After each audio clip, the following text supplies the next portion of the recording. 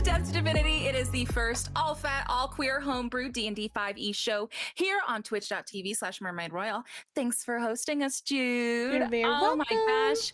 I am so excited to start our adventure tonight. However, I do want to ask one of my players to be in charge of the timer this week for all of you to be tested for your medals. Thank you, Jude.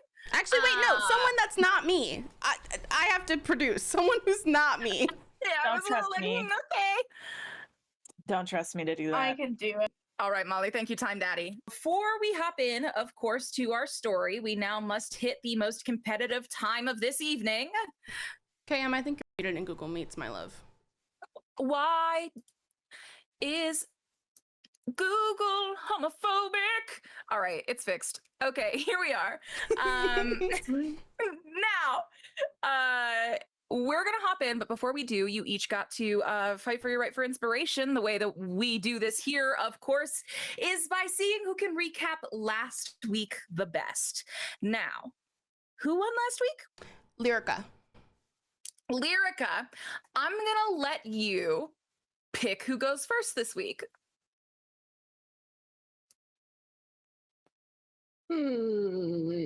Let's go with... Start with Sam. All right, gonna happen. Okay, Sam, 15 seconds on the clock. Thank you, Time Daddy. If you'll hold that up for Sam to see, you're gonna have 15 seconds and then you're gonna pick who goes next. But those 15 seconds are on the clock starting. Recap in 3, 2, 1, go. Okay, we spent a whole lot of time at House of Huntress. Brian decided to go into the wild, so did Winona. Current fucking kicked ass, and so did Winona. And then Misha snuck onto the boat disguised as Julian. Rip. That's it. I only needed 12. I'm done. Nice work. Who's going next, Sam? Kita. Kita's going next. Kita, 15 seconds on the clock to recap what happened next week. Don't panic. I know you're muted.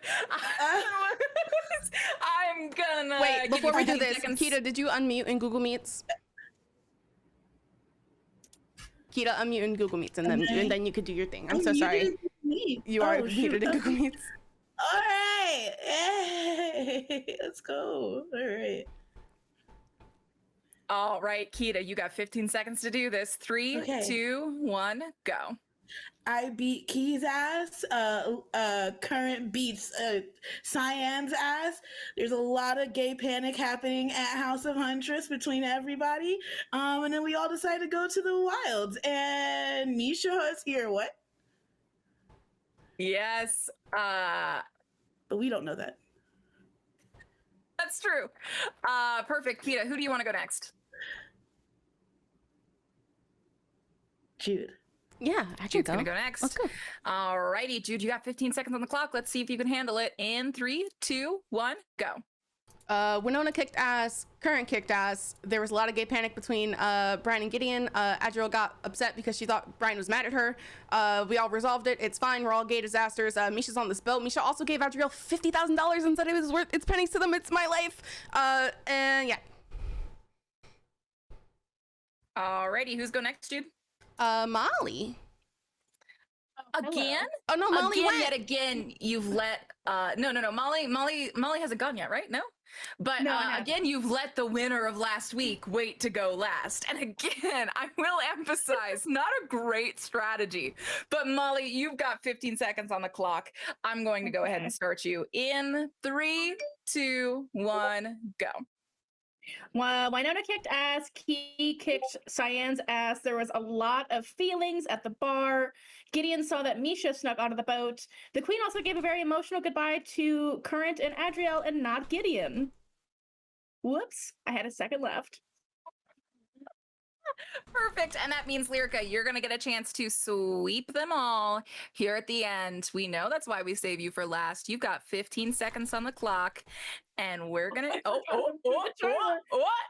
Let's okay. You've got 15 seconds on the clock in 3, 2, 1, go. Winona said, fight to the death, kicked ass, current, shark suplex, lots and lots of gay panic, lots of confusion. Current's dad, is he dead? I don't know. Got a thing. Queen said goodbye to us all, got on the boat, but oh shit, there's Misha. That's it. There you go. That's all There you go. There you go. Well, mods, if you'll make a little poll for me so we can figure out who did it the best, I'll know who to give my inspiration to. But would any of my players like to say anything before we get started? Jude, we have any brass tacks? I don't know what that phrase is. And is it brass tacks? I don't know. Anyways, Jude, do we have any business keeping before we begin into sauce keeping? Then let's do the business keeping while I do some panic prep. Really It quick, works for both of us. really quick, we're less than 40 followers away from 1,500 on the Twitter, which is really, really exciting. Once we hit 1,500 on the Twitter, we will be hosting a dice giveaway explicitly on the Twitter. We are also, I don't know how many patrons we have. We're very close to 75, and there's some stuff, there's some sauce, there's some stuff going up on the Patreon. If we do hit 70 and 75 this weekend, but it'll probably go up anyway, to be quite honest. Anyway, so if you're not subscribed to us on Patreon, Patreon helps us pay artists and do cool stuff like getting Katie Mae brushes for drawing our maps. And yeah, also at break, don't go anywhere too far. We will be having a Die Hard dice giveaway as we do every episode. And I think that's it. They're dice real good. Look at this gay little dice. It's so Look good. at it. I It's just so keep it cute. on my desk now. It's like my favorite thing in the universe. It's so cute. Oh, also Right? chat, if you haven't gone and boosted our going live tweet, please do. And if you are tweeting about the show, please use hashtag Death2Divinity in all of your tweets, only because that helps us We with talk about metrics. Sorry, because it helps with metrics, not because we talk about you. We do but talk about you and how much we love you and how much y'all love the show. That is true. But also, it does help us with metrics and pitching sponsors so that this can become a sponsored show. So that's the dream. So let's go. That's the stream. That's the stream. That's the dream. Am I right, gamers? Am I right? Anyways, Jude, you're also going to get birthday advantage. So go ahead and add that to your character sheet. Happy birthday, sweet angel. Is it? Enjoy it while it lasts. Wait, once, right? I won! I won the inspiration! Brian with 43%. Yeah! You have the win. Go ahead and add that to your character sheet. Now, Sorry, to that was remind- exciting. I didn't expect to win.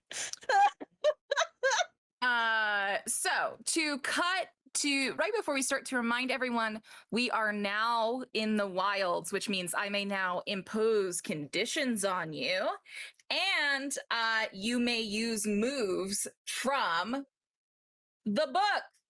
Sword lesbians, thirsty sword lesbians. So remember that you all have that in an attachment and in our Notion. I'm gonna get 5 strings this episode to do with as I please. But you all also have a shit as well, so keep that in mind. Do you all have any plot questions for me? Cool. Then as we hop right in, I'd like to start with the thrumming of an engine in the air as our ship gets ready to take off. Now, Adrielle, you had just gotten onto the ship when Gemma, about 5 minutes ago, plucked the dossier from your hands and said, I'll take a look at this, but you know what? Meet you in 30 up in the sky deck, war room, if you're not aware, and we'll have a little bit of a confab, all of us, plotting, scheming. Sound good, Angel? Adriel will just nod. She's just so enamored with Gemma's energy that she just kind of nods. She's just like, yeah. Sure. Oh, I also should show everyone the new Gemma token arc. Yeah, because I drew it with my bones. Oh my god, wait, can I show them what you made me? Oh yeah, you can, yeah. It's on my phone, it's my lock screen. So I'll just show them my lock screen. Oh, that's cute. The fuck? Chat. That's very gay. For my birthday, you'll only be able to like see the face and stuff. But for my birthday, Katie Mae drew me Misha. Look at how cute. All right, good. I'm done now. And this is our Gemma token. Yeah, I can't see it. Oh, I gotta bring you all to the right page. Anyways, so you are on the thrumming of the airship. Come to my airship page. There we go. Hello, welcome. I love her. Right? I love her. So yeah, I drew her. I love her. She's so Anyways, hot. The fuck. so she's there. She plucks the dossier from your hands, and you see her like walk into the war room, and like Lorian is trying to. Lorian? Anyways, he's trying to chase her, and he's like about to follow her into the war room, and you hear him say, "So about the ship," and she shuts the door to the war room in his face, and you see him just standing on the other side of it, and kind of like all of his bones get tight. And then he does a sharp exhale, and you watch him quickly turn on his heel and head back to the deck. I'm going to call the deck like the little flight quarters, right? Where like the wheel and the info. I'm just going to call that the deck. So you all know in the future. So I think, Adriel, you are privy to that scene. What I am going to do for you, though, all of you, my sweet angelic gamers, is I am going to bring all of your tokens out here.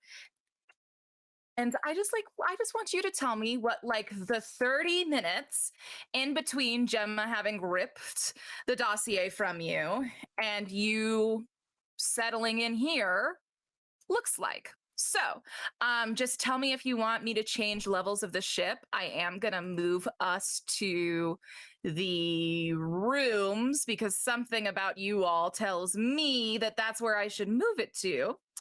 Are you trying to imply something? Fine. Do you want me to roll 1d5 to see who goes first, or is there someone who would like to go first? I just have a question. Are the provisions with the dossier? No. So if you want to spend your first 30 minutes going and investigating the provisions that were brought to you, you can absolutely do that. That's what I want. Cool.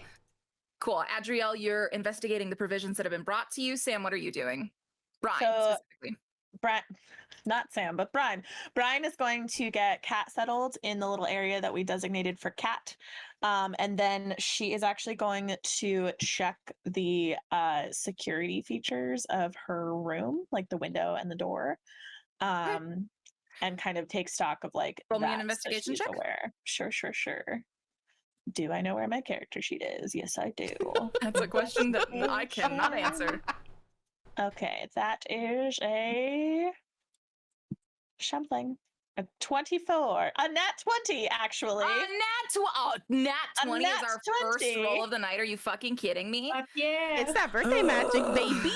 Oh my god. Okay, so with a natural 20, you can get a full layout, I think, for all of the security on this floor.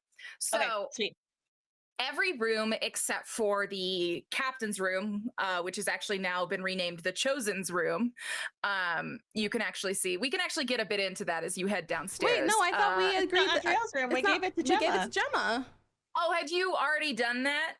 Yeah. Okay. Did you just like switch the little name tags when she wasn't looking? Yeah, Or I did think you guys I- have like a conversation No, about I think it? Adriel just didn't want to do it. I don't think Adriel wanted the attention, realistically. Okay, cool. And she was just like, you know what? like I'm saw just that gonna. there was a hot tub in that room, and you were like, you know. Well, it wasn't even about the Right. hot tub. I think Adriel just like didn't want to answer the questions about like having the biggest room, and like she's already feeling so weird about being the chosen one that she's just like, I don't want that. Right. Yeah. Okay. No, that makes complete sense to me. The captain's room has elevated security measures. It's got 2 locks and the ability to activate an alert rune. And every other room has just a basic lock on it. And all of the airship windows are very tight security-wise. You couldn't like unscrew it to get in. Okay. Can you push them out from the inside? For fire safety. Thank you. Ships catch fire sometimes. They do. It's true. What? So I think they're okay. So Actually, that's really what- quick. I'm so sorry. By basic lock, do you mean like a handle lock or like a deadbolt? a deadbolt. Okay. Thank you. Yep, deadbolts on each door. Cool. So next we will keep heading down the line. Gideon, what are you doing for the first half hour? I I think I'm very curious about what Julian's doing. I think I'm keeping an eye on Julian. What's Julian up to? Well, Julian is by the provisions, so we can talk about that provisions area in a moment. Okay. So we've got 2 PCs at the provisions deck. Sweet Winona, what are you doing in your first 30 minutes on deck? Honestly, I think Winona is just kind of in her room, just taking a nap because she's stressed out. She's scared, and so she's like, I'm with a bunch of strangers. I don't really know Brian and Current. I'm just gonna go ahead and take me a little sleep. Okay. Yeah. Go ahead and take all the advantages of a short rest. Even though How I do I don't do think that? you need to have. Oh, I okay. can explain short rests to you later. Okay. And then that leaves my sweet hurricane. Dear Current, what are you doing with the first 30 minutes on the ship? Current is going to kind of beeline straight for the rooms to find their room and kind of decompress, pull out the note that was given to her by her father, and pull out this item and just trying to, rack their brain about what this is or what's going on, what was his message. Okay, yeah. I'm trying to think of if there's anything you can do at this point. Current, if you would like, are you doing any actually, you tell me, are you doing any investigation around this, or are you just like sitting and thinking through it? If I can do investigation around it, I think I would try to find out anything that I could, even though. Yeah, go ahead and roll an investigation like on all of the things that you were given. Okay. And if you get a high enough roll, it will unlock another roll here.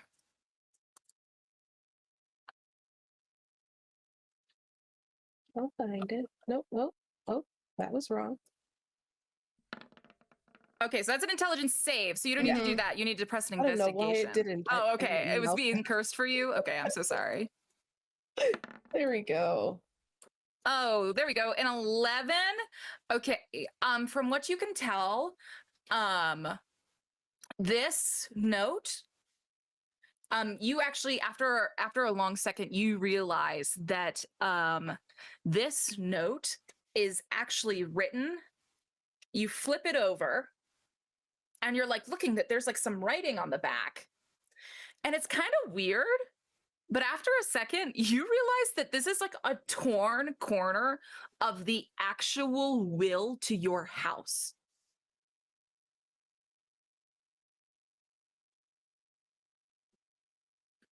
Okay. Weird. I don't even know what to do. Yeah, that is. What? Okay.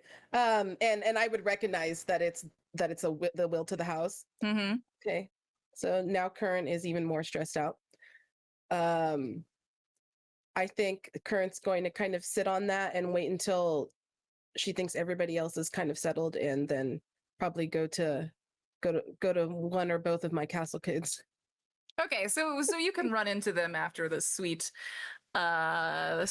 little provisions conversation that I think happens here.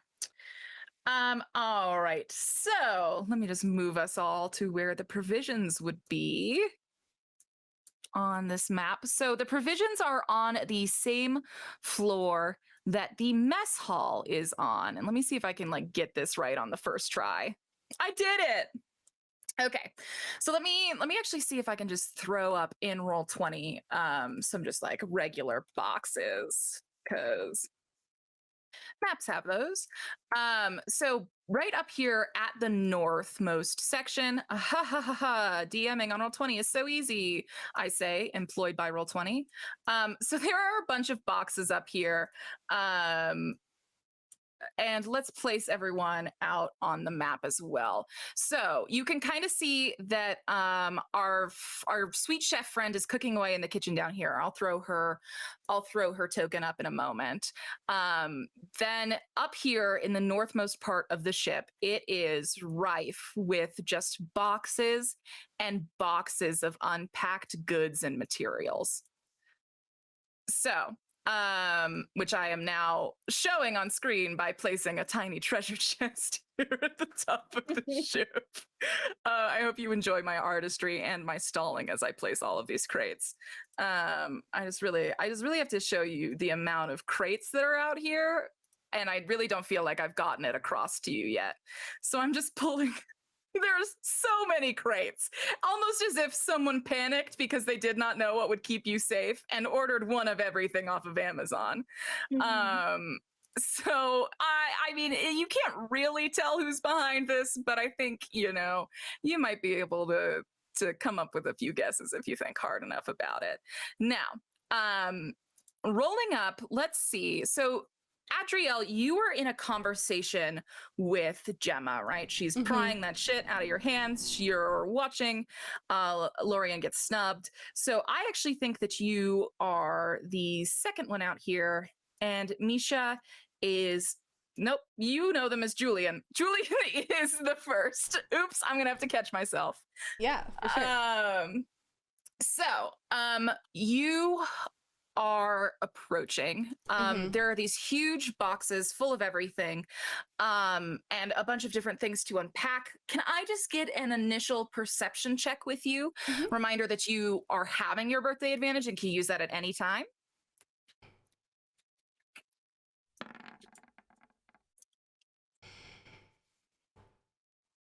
A 9.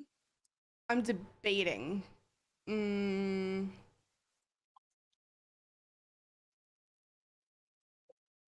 gonna use my birthday advantage. I don't fucking care. Okay,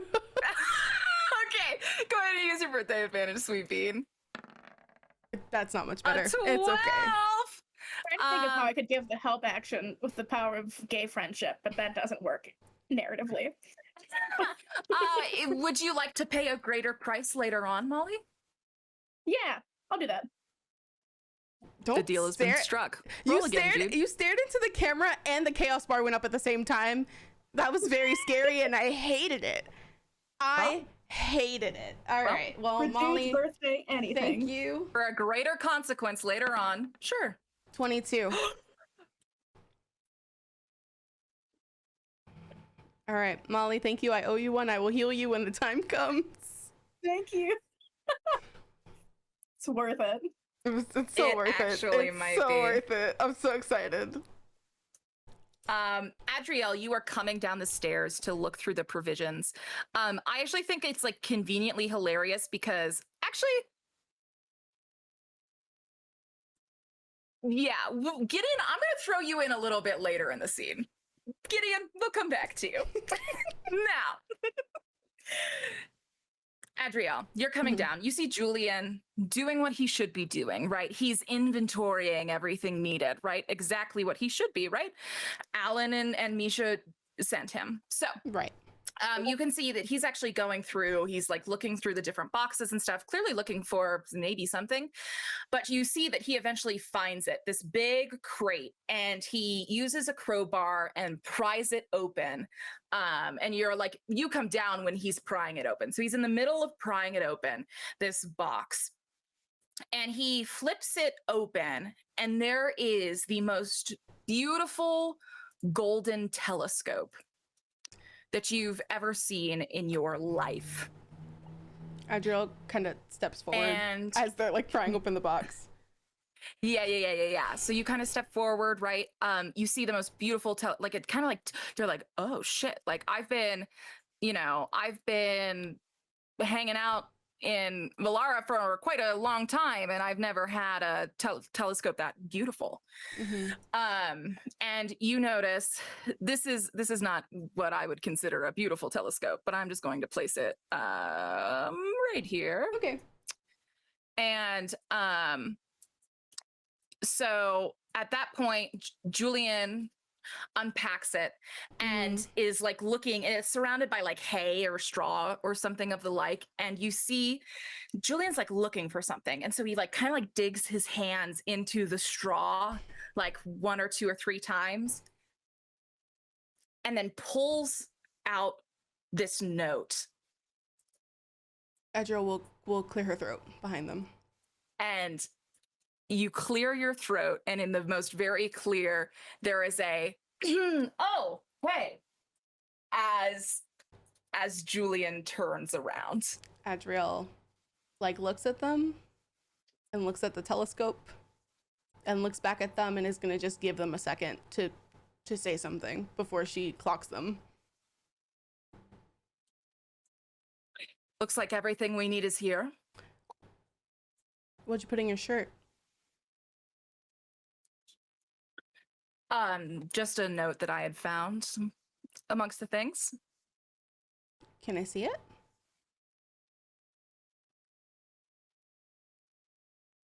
I don't think that's a great idea, Miss Hollowtide.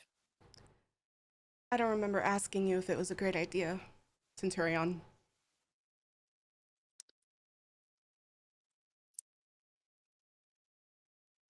And she'll wait. Gideon, this is when you start coming down the stairs. You're kind of like you're coming down this other set of stairs, right? Adriel's kind of approached Julian at this point, and you're just kind of like in the shadows, just like eyes on, right? You're hearing this, you're seeing this. Yeah, I think Adriel's got this one, so I'm just gonna eavesdrop. Well, and the thing is that like Adriel internally is like freaking out. Like she doesn't do conflict, and I think Gideon can see that. Like, I think Gideon can see how nervous she is, but she's like channeling everything she can from Gideon, like every single thing she's ever learned from Gideon about shutting down men. She's just like channeling right now. And then, yeah, Gideon's going to slowly enter the room. If they can tell. Yeah, I don't think Adriel's they've nervous. noticed you yet, right? And so... But like, you can see that like her like left heel is like lightly like shifting.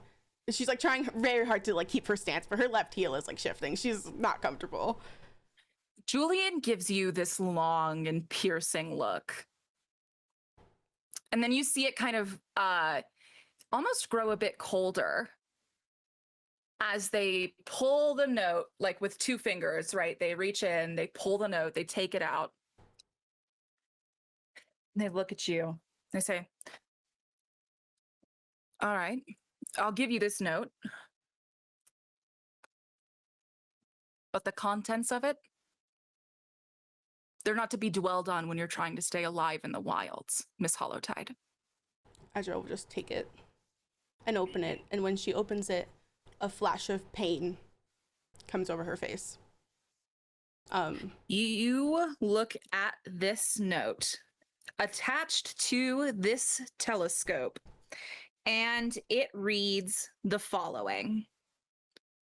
To Adriel, I will never lose sight of you. Please don't lose sight of me. M. Adriel will kind of like cross her arms, like very closed off now, and look at Julian and go,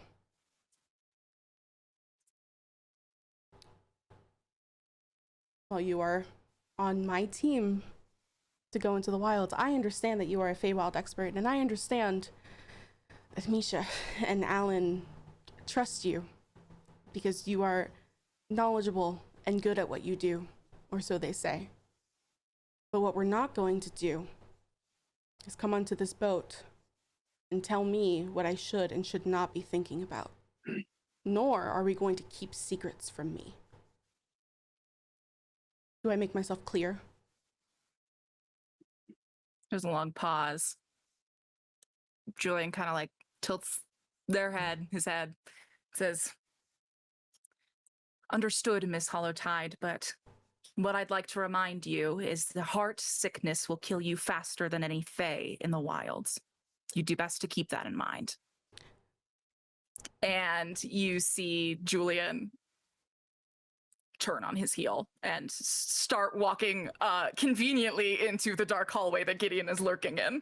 So Gideon, are you just like putting your hand over Julian's mouth and like, what are you doing as he's walking into your hallway?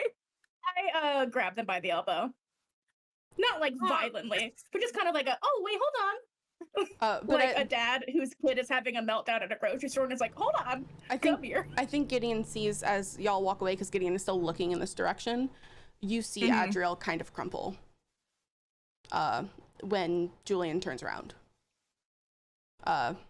And she kind of like sits on one of the unopened boxes. You can continue now with yelling at Julian, but that was my addition to the sauce. Oh my god.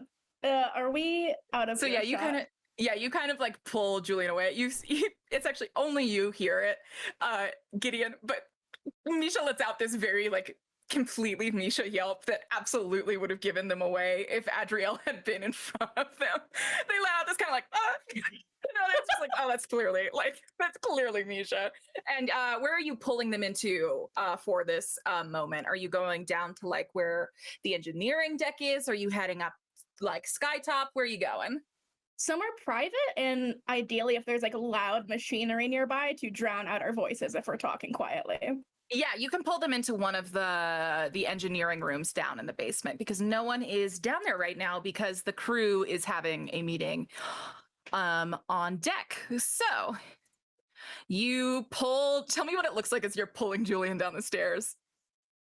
I think Gideon just being like, wow, Julian, stealing from the crates, that's really unlike you, and just kind of like keeps yanking them.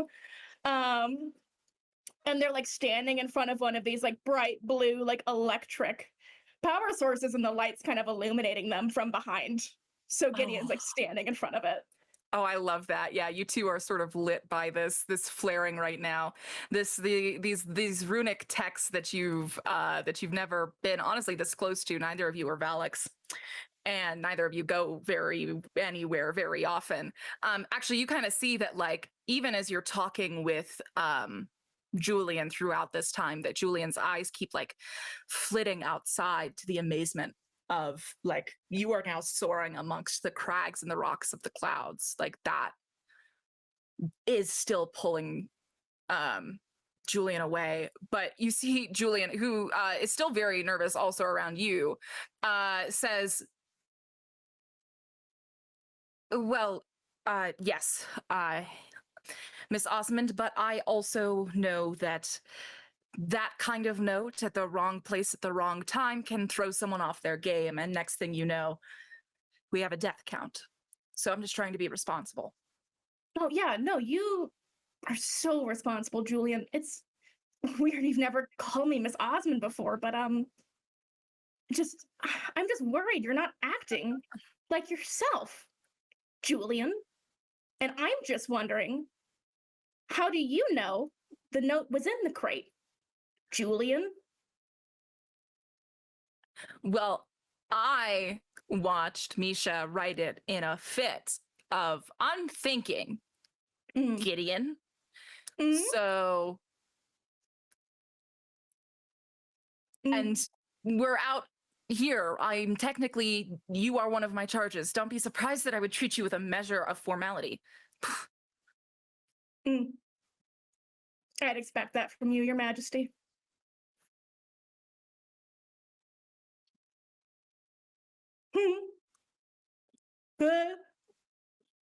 Anything? You can't tell anyone that I am here, Gideon. Give me one reason. You cannot tell anyone that I am here, because I am here to keep Adri alive, Gideon. And you know who else would have done a good job at that? A Feywild expert. Julian? Huh? What the fuck? What do you know? What do you know about anything other than like being nice? Which is, don't get me wrong, you're fun to talk to and study with, and part of me's happy to see you, but I am also beyond frustrated at you. What do you think you're going to do? You didn't have to find out. You didn't have to find out. You could have just not found out, and I could have kept everyone alive on this trip, and then I would have come back. It would have been great. Julian and I would have switched again. It would have been fine, Gideon. I literally couldn't help but find out. You're bad at this. You're bad at this. I'm great at it. I practiced all night. Here's the thing. All night? One night? It was the only night I had. I found out at the same time you all did. That makes sense. Okay. What? It fits. It fits. I can keep you all alive. I've studied besides Julian, I can do it. I can keep you all alive. I can keep Adri alive. I can keep you alive. I can go somewhere without a crown on my head. It's a win situation for everyone, Gideon. Don't you dare make me feel bad for you. You should feel bad for me, Gideon! You are a young monarch. Ugh. What, are you kidding me? Are you kidding me? Were you actually there when you saw your mom say bye to me? Which, by the way, you don't get to pull rank on me anymore because your fucking mom's not here. This is just you and me. I will have you sentenced off this ship, Gideon. Don't you test me. I am a royal. I understand that maybe this decision was a bit brash.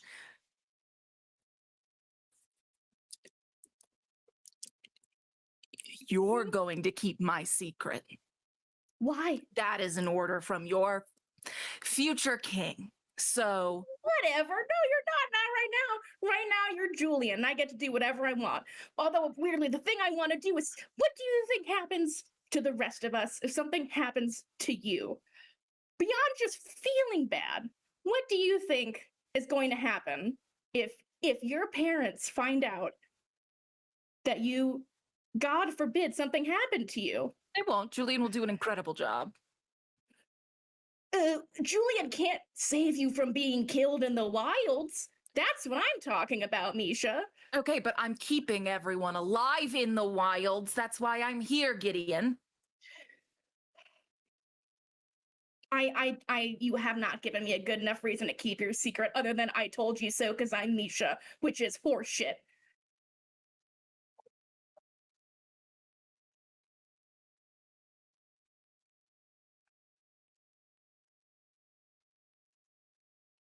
If Adri goes on this journey and succeeds and comes back,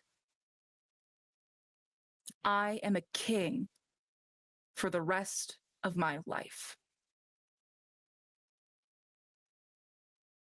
If Adri goes on this trip and dies, I am a broken-hearted fool for the rest of my life.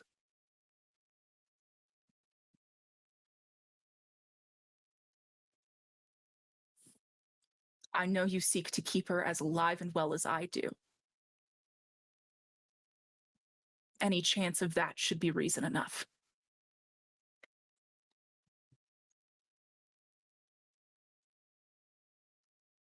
Well, you're gonna need help lying because you suck at it. So I did so well just then.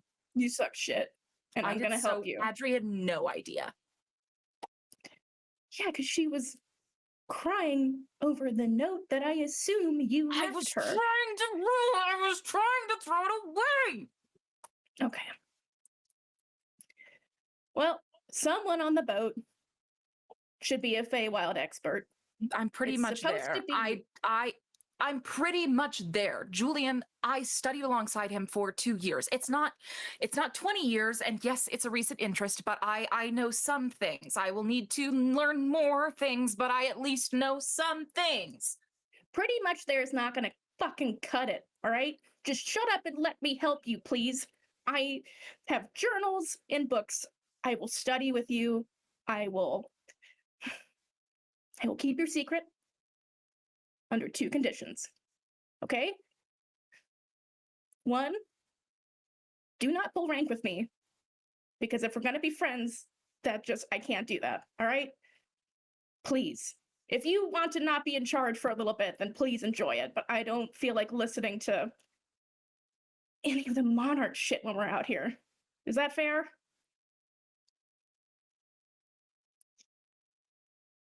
Okay. And 2, I'm really bad at lying to Adriel, and I don't like to do it. If she begins to find out or asks me, I don't want to lie to her. Why? Misha, she would keep your secret if you just told her. You should just tell her. She would sacrifice herself in an instant for my life down there. And you and I both know that. It is not an option. She is, ironically, the only one out of the entire ship who takes the oath of to the crown and to the people as seriously as I do.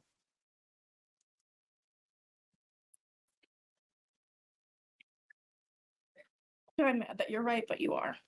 Fine. You put me in a shitty spot here. Forget it. I am Julian for the rest of this trip.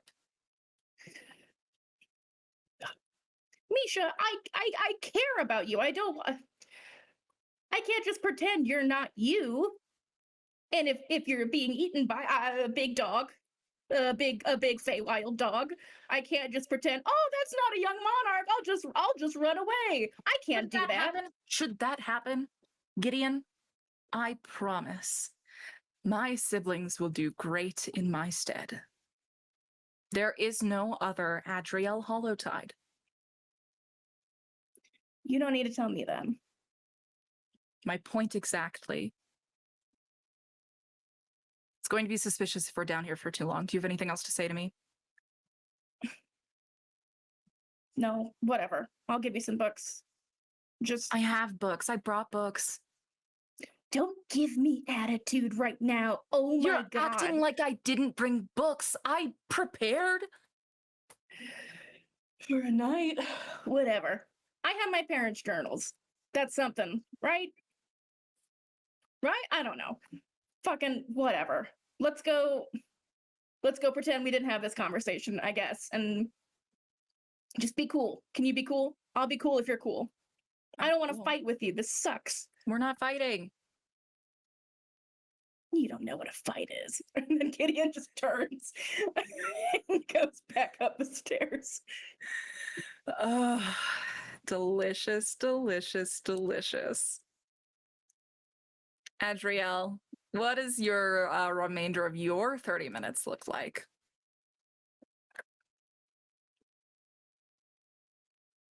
I think Adri, after she's done crying, goes upstairs and, I talked about this with Molly, so I'm excited that I actually get to do it. Adriel brought in all of her stuff. When Gideon and Adriel used to date, Gideon would pass notes to Adriel in the form of like origami shapes. And before they left for the wilds, Adriel took all of the notes that Gideon had ever given her and pressed them into like a notebook, like a special notebook. And also in that notebook are some notes from Misha from over the years. And so she takes the note that Misha left for her and presses it into the notebook. And just kind of looks at it for a second before closing it and putting it away in like one of the desk drawers. And like this poor baby, her eyes are like pink because she's been crying, and like she like is trying really hard to like look like a person or as close enough to like human as possible. And she like goes to Current's room. Current, you are staring at the back of this deed to your house, this torn up deed to your house, when you hear a soft, anxious knock at the door. And it takes a little bit of time for it to register because I am just staring at this thing, and then I realize, and I I kind of go up real quick to open the door. I don't really say anything at first, but I probably have this something's wrong look on my face. And Adri was gonna say something and immediately swallows it as she notices that something is wrong with you. I mean, you both can clock each other's Yeah. something is wrong face, so we've got a bit of a standoff for here. sure. But like Adri will swallow it and not pursue it, is what I mean. And go, "What's wrong?" Wait, you were crying. Why were you crying? No, what's wrong with you? And she like kind of like Your eyes are red. Adri, come inside. and she'll go inside. She kind of like sits on the edge of Current's bed. You first. Misha left me a note in the provisions. Did you read it? Yeah, I almost didn't get a chance to. What do you mean? Julian had gone down there and took it out of it, and had I not come down at the correct point, he would have like thrown it away or something. Who gave Julian the right? Wait, Julian found a note? Mm-hmm. And okay. Well, that's not the weird part to me. I don't give a dick about Julian. That's not what I'm talking about. And she like kind of brushes that off. The note. Current, do you know how we... And she like gets up and starts pacing because she's trying to like piece things together. Current, do you know how we sometimes get books from the surface? And sometimes those books are like romance books or like books where people date or whatever. This note could have been in one of the books from the surface. oh. Adriel kind of looks down and looks back at Current. I mean, are we talking like one of the real juicy books? Adri shakes her head immediately. Okay. Well, I mean, Misha's probably just really, really worried, Adri. I mean, they chose you for a reason. They care. What? I mean, the note was just telling you that they care, right? Please never lose sight of me as I would never lose sight of you. She'll say it back to Current. She'll say it to Current. On a telescope? On a beautiful telescope, Current. It's a gold telescope, probably like the size of me. They sent you a gold telescope. It's a gold telescope, Current. I've never seen a telescope so beautiful. I'm so excited to look at stars. Oh. Well, maybe. And she'll like... Maybe. Good. Maybe this is something that they had been kind of thinking over for a while. What if Misha is just scared of you not coming back, of us not coming back? You are so important to Misha. And she scrunches her face at that. She doesn't like that. That's not what she wanted to hear. What I mean is, Misha is alive because of you, Adri. Yeah. Misha wakes up every day knowing that they are alive because of you. Probably thinking, that. how could they ever repay that? I don't want that. That feels gross. I know. That feels gross. I didn't save Misha because I wanted them to be indebted to me. And there's like a long silence. Not feel that way? There's like a long silence as she like tries to piece together. I don't know. But anyway, yeah, Julian had gotten down there before me and like put the note in his shirt and like turned around like if he didn't do it. It's not important. Why were you crying? Are you okay? Look, I'm do you remember the note? The note that I showed you that was Yes. from my dad before we left. Yes. I'm gonna show it to you again. Okay. And Current will pick it up and hand it, but Current's gonna hand it with the side up that has the part of the deed up and say, what do you see? Can I see the thing? Yeah. Karen, is this the deed to your house? This is the deed to our house. Why is my father ripping a piece of the deed to my house to write this?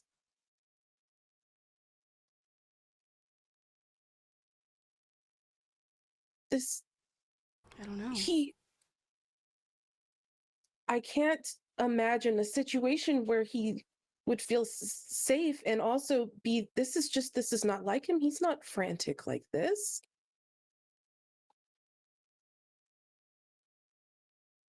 I don't understand what's happening. Sorry, there Like, were something's police happening. sirens outside my door. I was like, hello.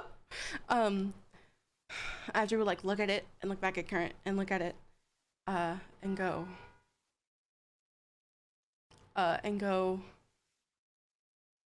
Well, if you rip a deed, then it's not valid anymore, right? I think so.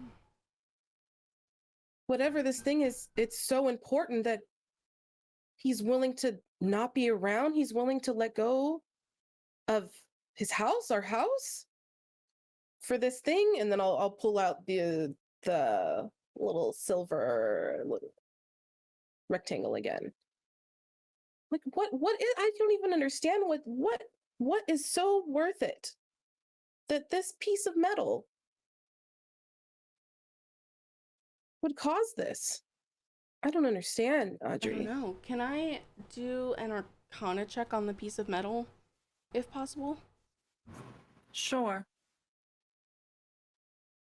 Audrey will like hold it in her hands, and God, my rolls tonight are garbage. Not I rolled an magic. 8.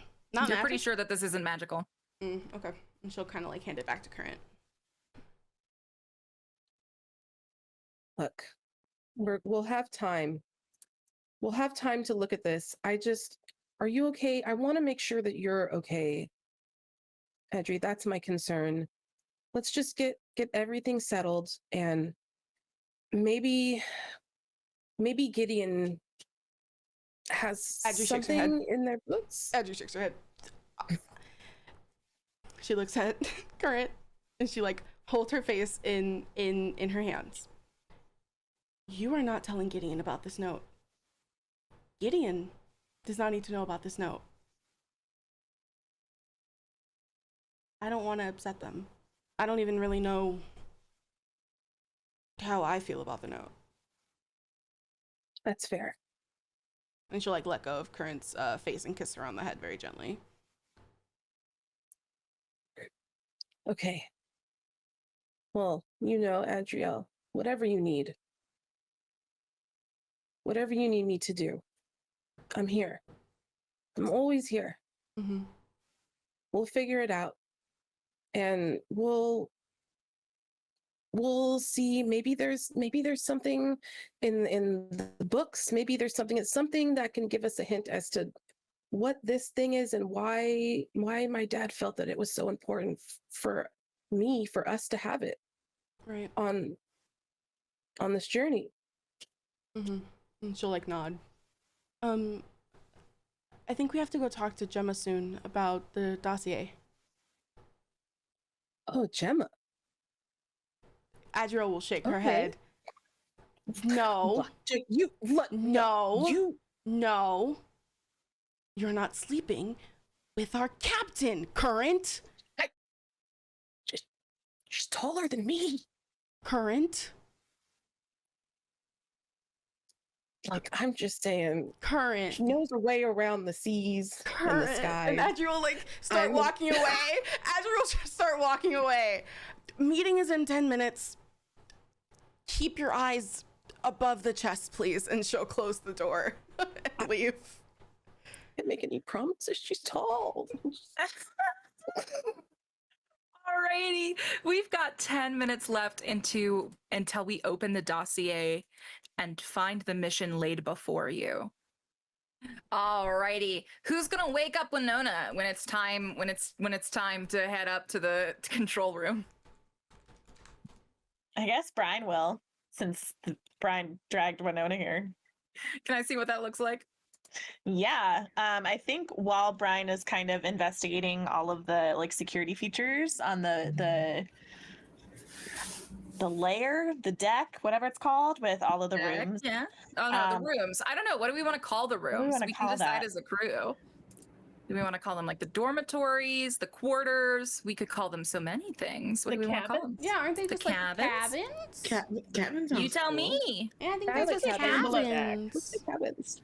I've been watching too much Below Deck for my brain to function in any sort of capacity, but yes. You and me both. You and me Truly. both, bucko. So yeah. So yeah, can we see this? Yes, I think in my investigation period, I'm like obviously keeping track of the time because I know that we're supposed to go talk about like our plan of attack, so to speak. And I'm gonna like knock on Winona's door. And I think, Winona, do we have like a secret knock?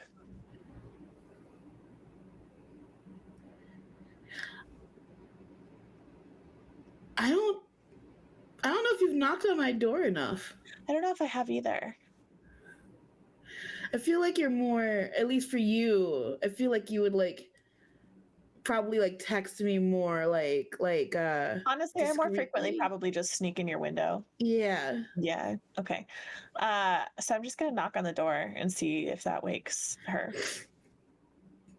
Yep, Okay. you go and you knock on the door. Tell me you tell me about Winona. Winona, a heavy sleeper or what? Winona's a pretty heavy sleeper. Yeah, so you knock once, nothing. She's gonna knock harder and say, Winona, you awake? Huh? What? Who? Winona, it's Brian. You awake? Oh. Kind of. Hello? What's going on? Am I needed? Is this locked? Can I come in? Hold on, give me a second. And so I'm gonna get up, and I always sleep with my door locked, so I unlock the door. It's probably a good call. Yeah. When you like unlock and open the door, Brian's just like kind of standing there, and she like kind of looks around. She goes, "I think we're supposed to go talk about a plan. Gemma took the dossier. That's all I know." Okay. Yeah. Do I need to bring anything? This is really happening, isn't it? This is really fucking happening. Yeah. Okay. Cool. So sweet. Where do we go? What do we do? I don't know what to do. I'm kind of freaking out a little bit, and I don't want to go anywhere, but I'm here, so. I think Brian like reaches out and like kind of pats you on the arm because that's really the only part of you that she can like reach. That's like comforting, and so she like pats you on the arm and she says, "I know, it's okay. Come on, it's gonna be fine." And then leads, because she's probably already clocked like where the like war room is, so she's gonna lead Winona there. All right. So, everyone's heading up. You can see, I will say that Gideon and Julian are probably there first in the war room. They finished their conversation in there. I'm going to put Current and Adriel last to arrive. As you had a very long and emotional conversation, which means Brian and Winona, you two are walking up to the door where you see Gemma at it, and she's got her arms like perched on either side of the door frame. So she's sort of blocking it. She's kind of like hanging on to it, and she's standing in front of someone facing her. It's Lorian, the Valix shipwright. You know, he's still in his sort of like fancy businessy little like big glass out like, you know, crew outfit. And she's like in her pirate garb, right? Leaning kind of against this door frame. And she says, "I'm sorry, who invited you?" And Lorian goes, what do you mean? what do you mean who invited me? I'm the lead engineer. She goes, yeah, that means in charge of keeping my ship afloat, not having a single damn word to say about what I do down on the ground. Is that right? And you see him start to get huffy, and he begins to talk, and she interrupts him. She says, oh, no. You don't understand. I'm not going to have some fucking Valak snob 10 feet near my plans, all right? Valak's plans get you killed. Get the fuck out of my face. And and it's just like this. She's not had this energy for any of you, but like she shuts Has Brian him down. seen her have this energy with crewmates before, though? Yes. Okay. This is her captain energy. Yeah. Right? Okay. You see like Gideon like whisper across the table to Misha, like, she's so hot, right? She's so hot. Why did we have to pay her 50,000 gold? Because she's that hot. I don't know. But Winona and Brian, this is what you're seeing as you're walking up to the door you're trying to get through. How do you react? I think Brian honestly just like comes up like, is there enough space for her to come up like next to Lorian? Yeah. Okay, she just comes up next to Lorian and just like slips past him, like, and past Gemma, just like into the room. Yeah, she doesn't completely care. lets you through. She doesn't care. Yeah. What about you, Winona? You're a She's not little pressed. less hard to fit through tight spaces as she was leading up against the Yeah, door. I kind of just look at Lorian and I kind of just like shrug my shoulders and I'm like, sorry about it, dude. Do you do that? Like, because Lorian like looked at you like, all right, you're gonna help me, and you just get kind of a shrug, and then Lorian looks back at you and goes, I'm not, listen, I like to fight, but no. I'm not fighting them. So, hi, can I come in? Please, am I allowed? welcome in, love. And she makes space for you. I just kind of like wave and be like, I'll see you later. And I'm just gonna At that point, you hear Lorian go, ridiculous fucking fretters, and turn on his heel and walk back to the crew room. Brian says, wow, he's a fun one, isn't he? So glad we picked him and his ship. You see Gemma turn around, and she's like got bright eyes, right? She doesn't even look like remotely mad anymore. She like turns around and she goes, oh, no worry, love, I'll have him whipped into proper shape in no time. Brian says, I have no doubt about that. Oh, yes. And then she sits down next to Gideon. That's the thing about Valak's folk. You have to remind him who's in charge right off the bat. Now, we're still missing the special one and the storm, are we not? And I think it's at that point that, like, I think Adriel and Current, you hear yourselves referred to as the special one in the storm as you are walking up to the war table. Adriel will sit next to Gideon because she definitely doesn't want to sit next to fucking Julian. So she'll sit next to Gideon.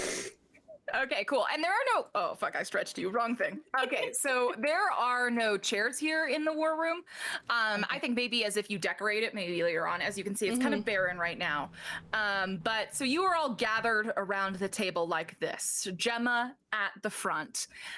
And let's take a look at our war table, shall we? You are all looking down at the Copper Vale war table. Damn, this is so fucking cool. I'm sorry. It's still it's so so fucking good. good. Can we, chat? Can we take a Can we moment? just like? It's so fucking cool. And celebrate Cam for all the hard work they did on creating this war table for us, and look at how fucking cool it is. Oh my gosh. Holy Christmas. That's very nice, nerds. It's only because of the Chaos Bar that I get to spend money on things to make my maps look cool. So thank you very, very much. I love you all very deeply. I just have to move some of these incorrectly placed tokens. One moment. All right. Oh, that's a candle. And the last one is in. We didn't decide where that was, so it's gonna be right there. All right, cool. So, you see Gemma, you can kind of see, so just from a GM point of view, we have, of course, the tarot card of the most recent person you've prayed to. This right here is Brian's dagger. You've got a compass, you've got a skull. So you see that Gemma, you can kind of tell it's Gemma's because none of the rest of you put a skull on the table. So if any of you are reacting to it, let me know. If not, there's a skull on the table. Yeah. So let me know if you ask Gemma about it, but if not, that's just so you know. And then you can see, so this is these are all of the books that were given to you by Misha and Alan. So you can see that Arcanic Forces in the Fae actually has some of the wheel filled right now. You're going to be able to fill these wheels as you read each book, and each book is going to greatly affect how capable you are in the wilds. So when we have downtime, you'll be able to tell me where you spend your time, and reading books is one of the ways to do that. But for now, it's empty, so it'll stay empty. This is the old world of Akraman. You can see this labeled map. So this is actually the name of all of the countries that previously existed. But yes, so any questions about what is on the table before we move into the rest of the war scene? I want to ask about the skull, I think. And we can talk about it later. But No. What, tell me what Gideon says. I think they like go to reach for it and then they pull back and they go, whose is that? Yeah, you have to ask before you touch Marty. Who are you? I'm sorry. I was just very curious about the skull. That's Marty. Marty, okay. Yeah, he was my old, I was his first mate. He was my captain. He tried to kill me. Now I carry him around for good luck. She reaches down, gives a little kiss on the head. Fuck you, Marty. That's so fucking cool. Wow, okay. Great. That's the best answer. All right. Cool. Moving on. And so Ryan looks at Gideon with just this very like, are you good? Like, are you okay? You have ever wanted to be someone so bad, but then you also kind of want to like, you know? The guy puts a hand up and says, oh, we're not doing this right now. No, we're not doing this right now. Carry on, Gemma. Winona's like thoroughly fucking like shocked. Like never has seen like a real like fights a lot. Has never actually seen like bones or like and so like to see like an actual skull is just like. So she's like she treats it like it's nothing. Skinned like oh no. So she's like now like perpetually terrified of Gemma, like in both beauty and in fear. You know what I mean? Like holy shit. And trust me, that's her exact. That's her exact aura. I think instead of, and like this is going to be a weird answer in terms of like what's normal, but I think Adrielle, instead of being like afraid of it, just wants to know how it's been preserved over all this time. Mm-hmm. And so she kind of just like looks at it and like lets out like, also chat, I'm sorry if you hear music. Someone's blasting their music in their car. So Adrielle kind of like looks at it and like looks to Gemma and it's just kind of like, Gemma, I'm sorry if this is like a inappropriate or weird question. How does it stay preserved, like intact? Because you just carry it around with you and it travels with you, but it hasn't like decomposed. I mean, I washed it off. Right, but bones decompose. Oh, you want to know what I think it is? And she kind of like holds up the skull like very close to your face. And she says, you see that? And that's actually Marty's old eye. Marty lost an eye, just like Brian over there. Marty lost an eye on one of the fret trips, replaced it with some sort of weird magic rock, stayed in the skull, kind of there. I kind of like the energy, leave it there. But yeah, that's how I think it stayed so well, so nice, really. Adrielle will kind of just nod her head and like write that down in her journal that she has. You got a magic rock under there, Brian? No, I don't have a magic rock under my eye patch. Jesus. We'll circle back. Going on. And Current is just swooning this whole time. Current is every time another fact comes out about this skull, Current just swoons harder. It's just in it. I love that Brian was like, I will hire Gemma because Gemma will keep us alive, and everybody's like,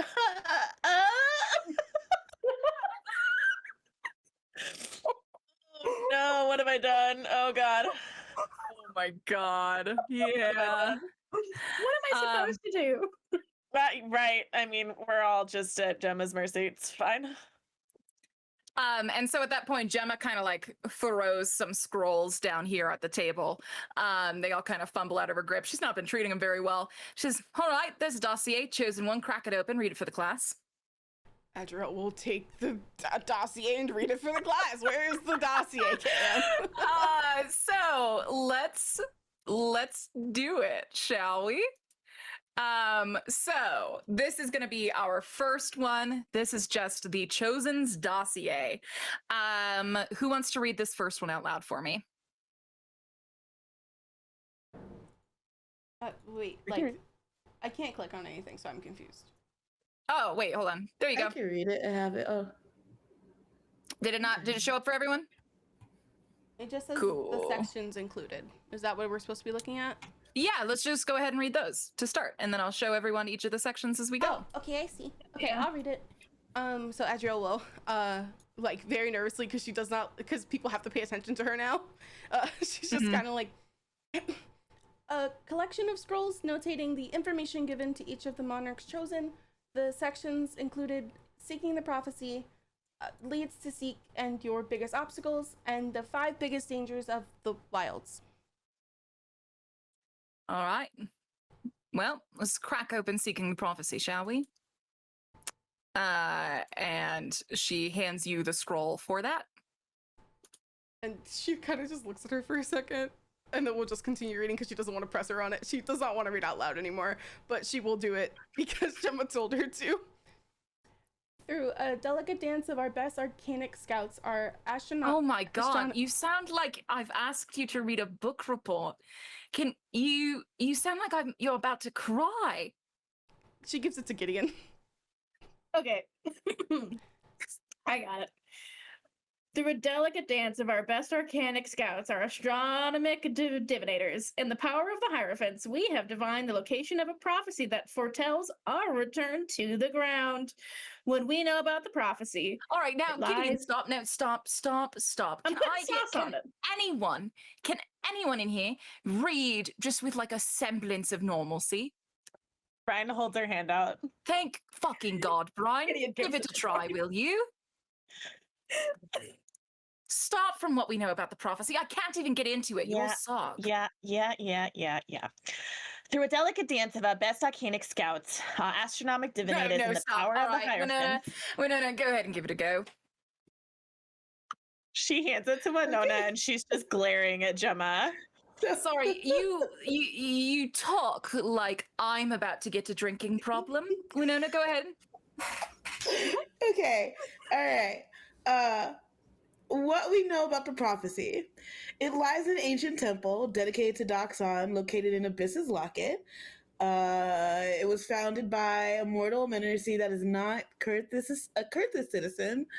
It foretells the return of the wilds and a return to Akramon Greater. Winona, I'm going to say, wasn't great from you either. So, Okay, Karen, cool. Julian, you two are the sort of only two left who I guess can handle speaking out loud. Which one of you would like to go next? Oh, me? Karen? Yeah, sure. I will. Yes, I will read. And you can read coherently, unlike your friends? Yes, I can read coherent. Thank you, dear.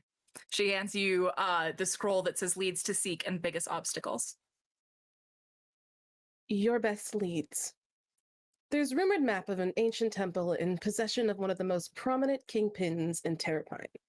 A mortal thieves city located on the surface. 2, there is rumored key to understanding the prophecy in the Sacred Grove. The first roaming place of the Apothian sisters. 3, the mercenary who located this temple recently is located in Mariage City, Yep. an extremely dangerous flux folk metropolis. Pascal Harcrow is a half-orc warlock pledged to the Fae and not to be trusted. However, their knowledge of the temple could be invaluable. Your biggest obstacles. There is a colossal that roams near Abyss's Locket. Should you get close in that airship, you risk an encounter. 2, a rumored dangerous faction, the Court Hunters, are actively seeking entrance to the temple as well. 3, while you may take as long as you need to prepare, any extended time spent could mean the loss of the prophecy to the Court Hunters or the other chosen ones. Divine be with you. kind of rolls her eyes at the divine be with you part. All right. Last bit there. Julian, you're the biggest nerd. Let's go. And Gideon laughs extra hard. Did that get sent to you? All right, cool. So the last one, the 5 biggest dangers of the wild. Julian takes it and picks it up. Says the 5 biggest dangers of the wilds. 1, the colossals, the towering Goliath Fae that wreak havoc over what civilizations are left. Scientists cannot get close enough to discern their origin, though many of our arcanic souls, you see Julian try not to look at Gideon, have been lost in the attempt. 2, the Flux Folk, the name for Fae who still roam the wilds. They exist as nomads and also well-developed factions. Though we have some idea of their culture, Fae will often lie to mortals to spread false rumors of their intent. At that point, Gemma goes, will they? And then Julian keeps going and says, 3, the land. Well, there are many ill-intended humanoids in the wilds. The land is just as dangerous. Many flora and fauna are carnivorous, and just as many small creatures many small creatures seek to establish themselves as predators. 4, feast beasts. These are wicked beasts of the wilds. The feast beasts are dangerous apex predators that hunger for specific kinds of essences. There are feast beasts that seek lust, some that seek memories, even some that crave betrayal. However, losing your essence to a feast beast can kill you or turn you into a feast beast yourself. 5, void ghouls, the feral undead that consume the null zones, areas of Acrimon that have been bled dry of their essences. They can uncannily seek out essences and come in unrelenting swarms that devour a grounded airship in minutes. Brian says, that was boring as hell. You let him read that whole thing? Like that? Brian, Gemma? don't make me make an example of you. Adriel pipes up kind of and just goes. Brian goes very red in Whoa. the cheeks. Well, Oh. Adriel will pipe up like very quietly, but we'll pipe up and just go. Well, she's not wrong. All right, Adriel looks at Brian looks at Adriel and just like raises the eyebrow over her good eye. Adriel will kind of shrug and look back down at the materials on the table. Yeah, Julian, I have some notes for you for that reading. All right, I'll I'm give it to done you with after. I'm done with the band, right? Done with the band. Gemma takes out her knife, slams it down on the table. She pins it right through the representation of Kurthus on the map, right? She takes this dagger, slams it down and says, right, we're here. Adriel gets spooked and instinctively grabs Gideon's hand. When All right, Brian Gideon. slams, or when, God, why do I do that every single time? When Gemma slams her knife down, Brian takes hers back and is like, I guess you don't need that anymore, and tucks it back into her sleeve. You tuck it back into your sleeve. All right, I deleted it. We are, she's looking at all of you. She says, right then, chosen one. Things are going to be a bit scarier down there. Get used to it. Now, rest of yous, here's where we are, right? Kurthus, y'all know where you came from, right? Raise your hands if you've left Kurthus. Right. Right. So the 2 people who get to have the biggest opinions about what happens outside of Kurthus are the people who have fucking left Kurthus before. We understand? Yes. All Yes, right. ma'am. I'm in the business of keeping you lot alive. That's how I'm going to get the other 50,000 gold on the other side. I'm going to buy myself my own new airship. And I'm going to retire pretty and with a lot of women at my side. Now, to do that, we have to live through what is perhaps the most preposterous mission ever assigned by the Arcanic Church. Right? Right. Yeah. Cool. So, we can go right there. We can head right there to the temple, try our best. We can pursue one of the leads, see what happens. We can fuck off, take the nicest ship I've ever seen, throw Lorien right off the side, go start a new life. Or we can give up and head right back now. Brian looks at Adriel and says, What are your thoughts? You're the chosen one. Adriel will kind of like look at all of the different like things. Yeah, and as you're looking at them, she sort of points it out. She says, all right, Adri, I know this is a bit confusing. This is an old map. It's not updated at all. Us frets who actually know what's down there, we don't tell jack shit to the Arcanon because they don't fucking deserve it. So let me tell you what's down there, sweetheart. Down right here, the Imperial Tundra is. That's where Miriage City is. It's right there on the coast. Mm-hmm. I've never stepped 10 feet inside it. It's one of the most dangerous places I've ever heard of. But if we need to go, we need to go. Right here, near the middle, that's the Sacred Grove. Pretty nice, isn't it? Heard lovely things about it. Also not in the business of keeping mortals alive. Tamest place we can visit, it's Terrapine. It's this lovely little village, lives on top of a turtle statue, kind of adorable. Brian goes very pale at the mention of Terrapine. Would anyone like to roll a perception check to see if they notice this? Hell yeah. All right, Hell go yeah, ahead, I roll a would. perception check. Sam, set this DC for me. How difficult do you want it to be for them to notice right now? I am looking at my character sheet. Hold on. I'm going to say 15. 15? All right, let's see who got above it. Both of them. Both of us. Makes Winona sense. and Gideon notice this pale drop over Brian. She says, it's not bad, quite friendly. Got a few friends there. Here's the thing, young, little fresh. A few Terrapine people get a sight of you, chosen on ones, all of that.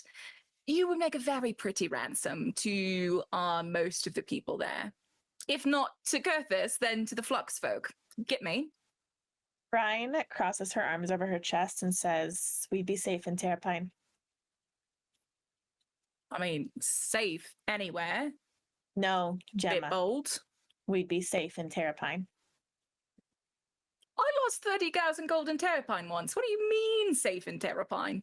I'm not saying anything more than that. I'm just telling you that if we go to Terrapine, it's going to be fine. Might be a little complicated, but it'll be fine. Okay, I love to hear it might be complicated and no follow-up when we're trying to make plans, Brian. But yeah, great. A vague "we'll be fine in Terrapine" will have to do for me right now. Now, Brian says, Gemma, when have I ever lied to you? Brian, when did you want me to start counting?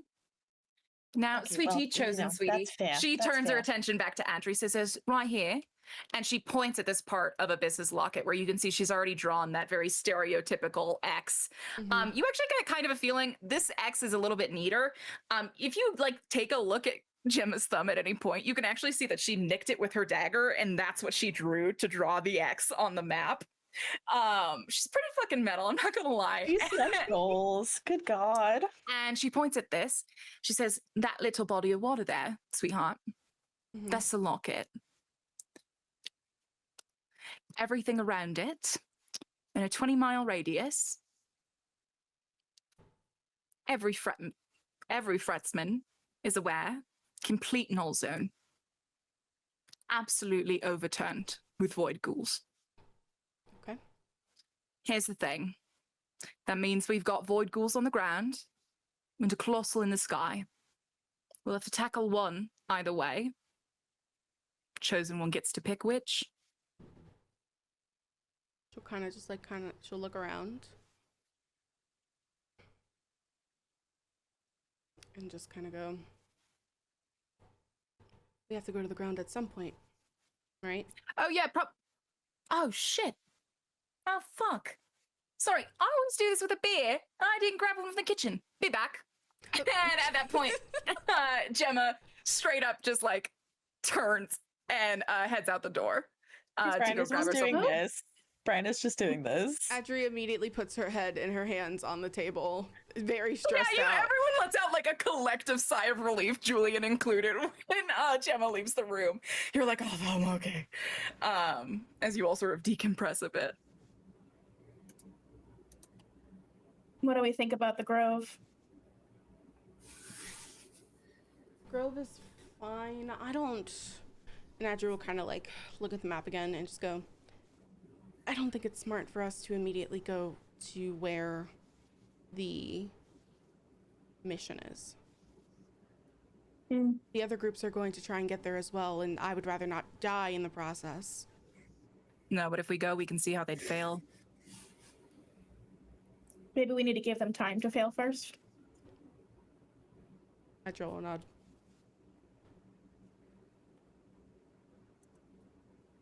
We're no good. Brian. What? Nope, go ahead. I think Molly, Gideon what just did you says terrifying and looks at Brian with a raised eyebrow. Brian looks at Gideon and says, well, you knew I wasn't born on Kurthus. This is where you're from? I don't want to get into it right now, but if we go to Terrapine... Julian goes, we'll be fine. I get it.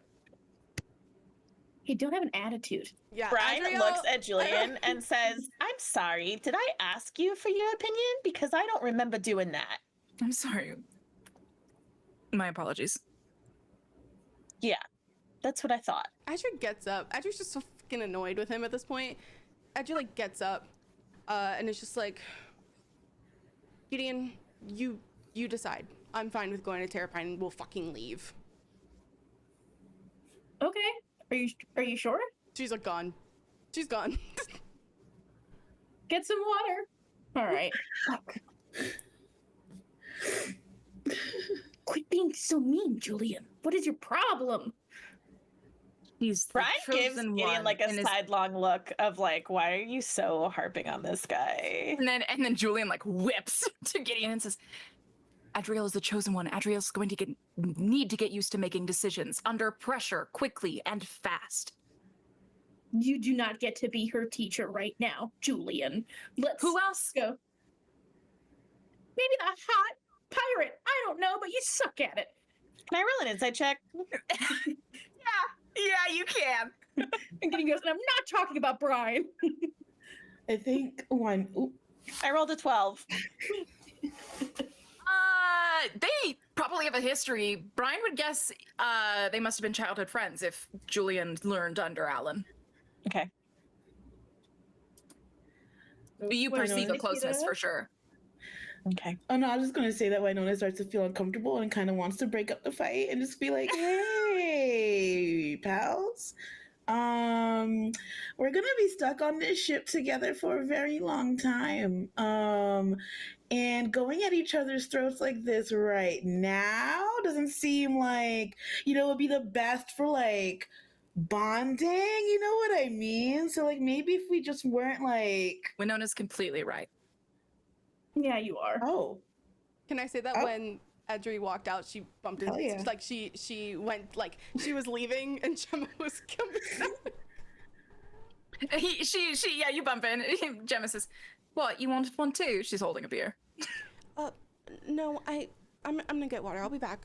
And she's like lightly shaking. Like I think that like the stress of everyone like arguing and then also like her anxiety in general being bad. She's not having a Yeah, good you time. kind of see that. You see Gemma sort of stops. She says, look at me. She looks at her. She holds out the beer to you. Let's go. Right then. Okay. She'll go. She'll take it. And she'll go back. with Before you Gemma. do, I want to pause. Is that something you're comfortable with, Juice? Yeah. All right. Just wanted to check in on drinking. Mhm. It's always a close thing. But yeah, so she hands it to you. She says, let's go then.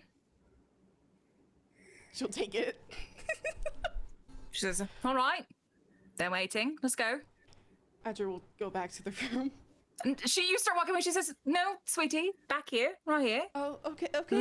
Let's go. And she motions for you to drink it. Oh, now? Yeah. All of it? Yeah. Yes, you'll find decision making a bit easier. Okay, she fucking chugs it. Adri's not a little bitch. She'll chug it. She'll just be a baby about it. Roll a Constitution saving throw. Oh God. Fucking It's gonna just tell me how cool you look in front of Gemma. 12. Okay, you tell me what this looks like. I think Adri does it, but I think Adri like looks very uncomfortable, and I think that she like Definitely forgot to breathe in the process. Okay. Yeah. And so yeah, she does it. You're not gonna get like drunk off this with a 12, but you are gonna get a little boost, I think. You know, level you out a bit. She says, "Feel better then." Adri nods. Right then, gonna let you in on a secret, cute thing. Get close. She'll go closer. She kind of like leans over a little. She looks you in the eyes. Right then, understand you didn't ask for this. Right, Right. Adri? So, Right. tell me right now. Honest try? Are you here to actually get it done? Or you want to go fuck around with me for a few months and then come back and say we failed? I want to try. All right. If we're going to try then, if I'm going to get you to the ground, you're going to live. I'm going to live. I'm going to get another 50,000 gold and a new ship. I can't have this, can I? No. Right. So what do we need to do to not have this anymore? She'll think for a second. Kind of just shrug her shoulders because she doesn't know. All right, then. Here's what we'll start with. You're going to take this. She takes out a knife and she holds it out to you. Just like, what? Okay. What's You're going this to take for? this. What's this for? You're going to hold it in your hand like Okay. this, sharp side out, right? Okay. You're going to walk into that room. You're going to make a plan with everybody. Going to hold the knife the whole time. Going to keep them remembering you're the important one in the room. Going to remind you have a measure of authority, right? A knife. I'm going to guess you probably know which end is the pointy one, which means you know how to use it. Just go in there, try, hold the knife, let yourself be the authority that I guess one of the monarchs thinks you are. Give it a little pep, right? Right. Okay. So now? Yeah, right now. Kind of need to make a plan. Okay. And she'll like go back to the room. All right, got your back. She kind of like claps and rubs her hands. So cute. And so what energy do you present as you walk back into the room? I think Adri's like trying her best to like stand taller. I think that those who are close to her knows that she's trying her best. But I think that like for the most part, she kind of like stands a little taller and like will stand like next to Gemma at like the head of the table and is kind of like looking out at the map. And goes, oh, okay, so and she'll like start again. Cause she's like, that did not work. So she will take a second and compose herself and start again. So we're gonna go to Terrapine. Brian's from there. Brian says it's okay. Brian wanted to come on the ship because Brian knows things and I trust that. I trust Gideon, so therefore I trust Brian. So we're gonna go to Terrapine. We will land there and give the other teams an opportunity to fail instead of trying to watch them fail. Because if we're watching them fail, we are also failing. So, Gemma, approximately how long would it take for us to fly from here to Terrapine? I don't know, love. Let's find out. Gemma reaches down. She has thigh-high boots, right? So you watch her reach down to one. She pulls and she reaches and she pulls out this stiletto knife that's probably about like 1.5 feet long. And she throws it down on the counter, out on the table on the warship, and you can tell that there are actually notches in the sword. So she looks out, she says, all right, it's a few inches. You can see she's measuring it out. She says, all right, that's about 3,000 miles. On a good day, you're doing, all right, okay. 50, it's an hour, 60 hours, it's about 3 days. 3 days, yeah, 3 days. 3 days, okay. 60 hours. Adri will nod. And in her head, just think, how many knives does this woman have on her person? Yeah, she's gone through 3 today so far. She's gone through 3 so far, and she's just kind of like, how many knives? Anyway, in the meantime, I personally would like to look at the journals that Alan gave us. I assume that we should also go through the rest of the provisions. Anyone but Julian is my vote. I agree. Anyone but Julian. Heard that. That's it. And she'll, That's it. That's it. I don't know. She looks at Gemma and she's like, I don't know. She's like, I don't. Okay. and Gemma sort of like sees like she kind of gets the like you need to take it from here energy. Mm-hmm. And she takes it. She sort of nods, right? She says, right, so Terrapine's gonna give us a map. Everything that happens after map acquisition, we still have to be good for. So I guess if that's the only plan we're making for now, Adri, your job, next 3 days, I need you to have a solid plan about how we're approaching the temple once we have the map to it. Sky, ground, ship, underground. I don't know what we can do. Frankly, the task feels impossible either way, but we're going to get it done. Now, 3 days. Here are my rules for being on one of my ships. If you're drunk, you're not above the cabin's floor. I will be mad if I have to tell the Arcanon that you fell off of my fucking airship because you were drunk. Understood? Yes. Second, hooking up on my ship, fine by me. Second, it gets in the middle of a job, I'll make sure to keep you two handcuffed 16 feet apart on my ship during all of the down hours. Understood? Third, any nice artifacts we see down there, they're not for the Arcanon, they're for me. And the money I will make selling them to very, very luxurious buyers. Understood? Adriel looks at Brian. See, that's a big one on understood, right? Because everything we find, that's mine. Brian says, if it factors in the mission, we get to keep it. Everything If it factors else. in the mission, you get to keep it until the mission's done. Otherwise, it's mine. And I mean it. I don't care if it would stop Kurthis from falling on the ground. I could give a fuck about Kurthis. Brian's just going like this. All right, as long as you get it, you, Gideon, can perceive Julian Russell at that. And, like, in his eyes, consider saying something, and then bite it back. Yeah, I think Gideon catches his eye and just gently shakes their head. And I think Gideon looks a little frustrated about it too, because getting a magical artifact from the wilds is like Gideon's childhood dream. So, but they nod their head too. Right. All right. Here's the last rule. Not gonna be great.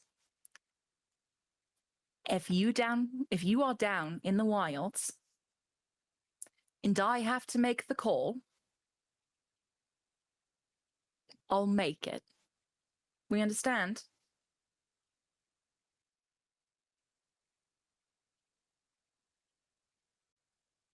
Brian says very softly, you won't. I won't. I'm getting 100,000 gold. But if I have to make the call, Brian, I absolutely will. What exactly do you mean by the call? You know, She means if somebody dies on the ground and we gotta go. That's what I thought. Okay. Just wanted to double check. Okay, cool. All right. Understood. Right then. No rescue missions. That's my last one. Besides that, we good? Like, even if it's doable, we're not going to go back and try to save our friends? No, it's not how it works. No rescue the missions pirate for me. Nope. If you live, you find your way back to me. That's your rescue mission. I'm all about empowerment here. Self, from the self. Any other questions? Karen, you've been awfully quiet. How you feeling? Just, I'm I agree. Are you more bronze than brains? What is it? Just taking it all in. Right then. All right. Current's taking it in. Gideon, Tiefling, how are we? Great. Ready to go. All right. Julian apparently was skipping over you, if I'm getting the right vibe from Adri. Winona, how are we? We've been better, but you know what? We're here and we're gonna do the thing, huh? Killed someone before, Winona. Huh?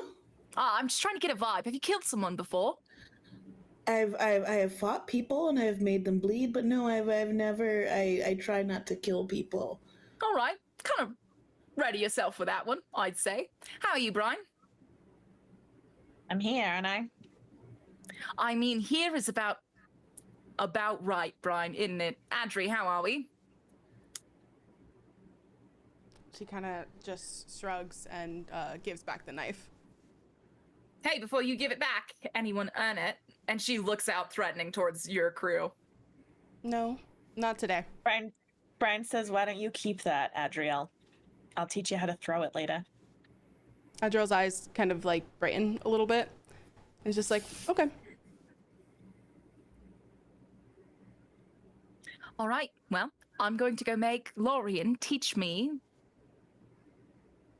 I guess, everything about the ship. This thing is fucked up. They spent a lot of money on it. It's wild. I'm going to go learn how to run it, and then I'm going to decide whether or not I'm going to throw him off the deck. Figles just doesn't run right to me. And at that point, I think, like, Gideon, you have to give another very stern look to Julian. to not say anything. But then at that point, she sort of like rubs her hands together and then she says, right then, didn't get my beer. I'm gonna go grab that, talk to the crew, win them over, plan our voyage. All right. Yeah. You all are disciplined, right? I don't need to put you on crew watches, make you understand the sort of life of it, right? No? Yes. All right. Then you be nice to my crew, or you'll take over all their shifts for them, and you'll be cooking them dinner. Understood? Understood, Gemma. Understood. Yeah. Thank you. All right, you're all dismissed. You can stay here as long as you need. I'll be in the captain's quarters if you need me. Goodbye. She, Bye. her knife off, puts it in her sheath, and strolls right out the door. Brian kind of looks around for a second and then she sighs and she says, I haven't been to Terrapine in about a decade, but I'll put together what I know and we can talk about it later. We've got 3 days, so plenty of time. It's at that point that Julian says, is there really a city of thieves? Yes and no. Like I said, it's complicated. All right. I'll be in my room preparing. Julian nods, turns on his heel, and walks out the door. Brian's going to turn to Gideon and say, what's his problem? Oh, I don't know where to start. He's Julian's unacquired taste. I'll put it that way. I think I think Julian got off on the wrong foot. Maybe. Completely Julian's fault, to be fair, but maybe I shouldn't be so hard on them. Brian says, nah, I don't like him. He doesn't have good energy. And then she's gonna leave. She leaves the room. Adri will still be looking at the map, kind of, and like not say anything. Like there is the energy of like wanting to say something, but she's becoming fatigued at this point from how much shit has already happened today. You okay?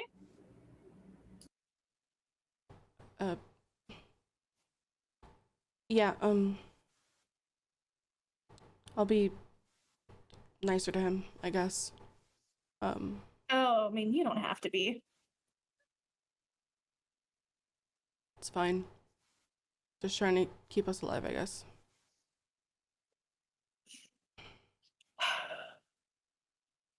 I'm sorry about what Julian did. It was shitty. And they owe you an apology. So don't feel obligated to be nice. Adri's eyes look at Gideon, like Adri immediately whips around to Gideon and is like, Julian told you what they did? Yeah, I was walking in and saw it, and so I had a talk with them, and I told them to be nice and stop sucking so hard. So I think hopefully they listen. Adri will nod and just kind of go, thanks. You didn't have to do that. I know that y'all are friends. For you, anything. I love bullying people who are mean to you. I don't love it, but again, for you, anytime. I'm gonna go down to the kitchens if you want to come with me later. Okay. I might pop in. Okay. I feel like I have to study a lot, but... Same, but, you know, then she'll kind of like shrug. You need a break. Chosen one never sleeps, apparently. I diagnose you with sleep and rest. You're not a doctor, Gideon. I am on the boat. You're not a doctor. No, we have a medic, Gideon. She just texted me on the Syntax. They just texted me. They oh, said, you hey, have service? here's a script. You have service? Because I definitely don't have service. Yeah? No, I do. Can I see it? No. No? No, I broke it. Your Syntax? No, I broke it. I gotta go. Walks out of the room. Adriel will laugh because she knew that was a response that she was gonna get. And she just wanted to do it just cause she could. And she sighs a little bit before going to her quarters. Gideon, what are you up to? I think Gideon goes to their room for like a bit just to see, just like drop off their stuff and study for a little bit. Yeah, Gideon, when you approach your room, there is a note on your bed. It reads the following. Would the person who wrote it read it out loud? I don't have it on me. And unmute your mic to do it, Sam. Thank you. One sec. I'm hearing the panic. I'm seeing the panic. I'm not hearing it. To clarify, you were still muted. There's only visual panic at this point. We're fine. Everything's fine. All right. I don't know where the file went, but it's cool. I'm gonna pull it up right now. It says, "Can we talk? Meet me on the upper deck after dinner." Do I recognize the handwriting? I assume I do from the You recognize it from the tape. Gideon tucks it into their bra and Stop it. and gets very nervous until dinner time. Winona and Current, you are the last two in the war room.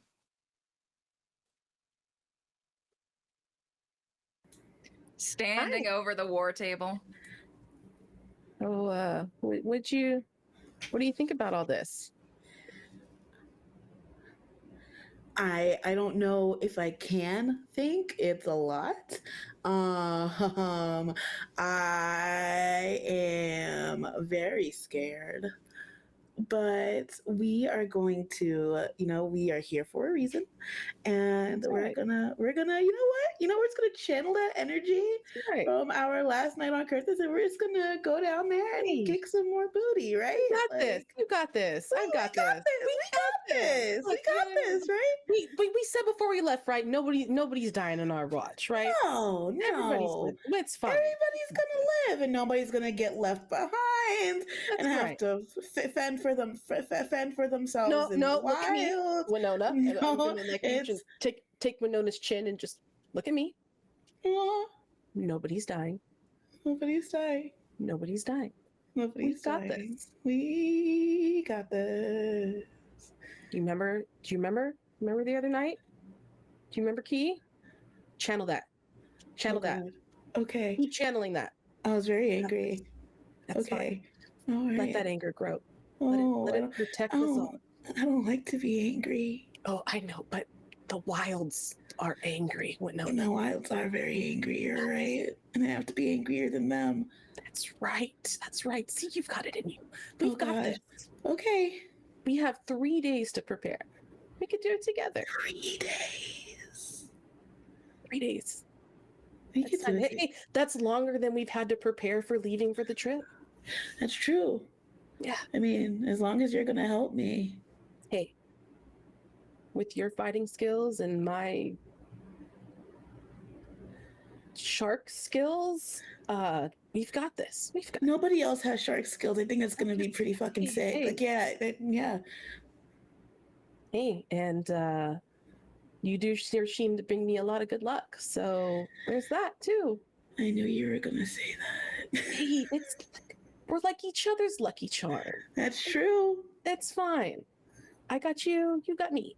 Yeah. We've got this. Lucky charms. Yeah. Together. Yeah. Do you want to maybe get a beer later? This has been a lot. Yes. Hey, Yes. Yes. Yes. Let's Thank do that. you. Let's go do that. Do that. Like, yeah. Sounds very good. I'll kind of usher us both out. Go find the beer. Yes. All right. Does anything happen before dinner? Okay, so I think dinner happens, and I don't think we're going to stay and ruminate on it, but I just want to paint the scene for you all. There are like these set like dinner tables, and there are like 4 people at each dinner table. There are 4 seats at each. Will each of you walk through me sort of how like the clique sitting situation is worked out, because everyone's eating at the same time. So will someone tell me like Gossip Girl who's sitting where? Here, let me go back. We can go back to the map ship at this point. Let me pull up these Ryan these is gonna chairs. sit with Winona to check in with her because she feels bad for how flippant she was at the ward table meeting. Right, that makes sense. Because Brian has feelings now. It's fucked up. Couldn't be me. Anyways, what next? That's all I got, fam. How many tables are there, and how many is it? What we see on the map? Let me change it. I'm almost there. I forgot to turn off my. I'm just being bad at using Roll20. One moment. Okay, there we go. So here are the little tables of 4 that I'm talking about. Oh, I see. Okay. And then here as well. Mhm. So if we've got Winona and Brian at one table, what are our next tables? I think Adriel wants to sit with Current. Well, Current was going to sit with Winona. That's so is it very true. So never Winona- mind. Adriel doesn't want to cop. Well, that could be the 4, right? It could No, be- because Adri. No, that's fine. No, because Adri knows that like Gideon's gonna want to sit with Brian. So Adri's just gonna go to a different table. Does she know that? Does she know that? Do they know that? Yeah, okay, let's walk through this internal panic. Okay, Gideon and Julian have not shown up yet. Adriel, you are coming to dinner. Brian, So Current, sorry. Winona have already beaten you there, right? So you're standing there. The girl throws some dinner on your plate. And she says, "Enjoy your meal, sweetheart." And so there's that 4th seat. Everyone else is going to be arriving soon. What happens next? I think Adri sits like here, like she sits at this like side table. This one? Yeah. Okay, cool. Because I think she's also So- like low key overstimulated and does not want to have a ton of conversations right now, as well. Right. Okay, that makes sense. Okay, so we've got Adriel who's sitting one table across. Gideon, when you arrive for food, where are you sitting? I think Gideon sees this dynamic and immediately panics because like, what? Why are they sitting alone? Why didn't they sit with everyone else? So I think Gideon throws Adriel a look of like, do you want to be alone or do you want? She will nod her head over at the other table for Gideon. You sure? Does the you sure eyebrows? Adri will nod and like pat her the book she's reading as she's like eating potatoes or whatever. Gideon nods and then slides in next to Winona with the plate of whatever we're eating tonight. While that look is happening, you actually see Gemma come down, and then you can actually see that by the time like you look at her again, she's actually sitting on the kitchen like counter. She's got her legs crossed, and she's just like eating a loaf of bread and talking to the cook. So that seems like that's where she's eating. And then Julian comes down to get his food. Right, he walks over.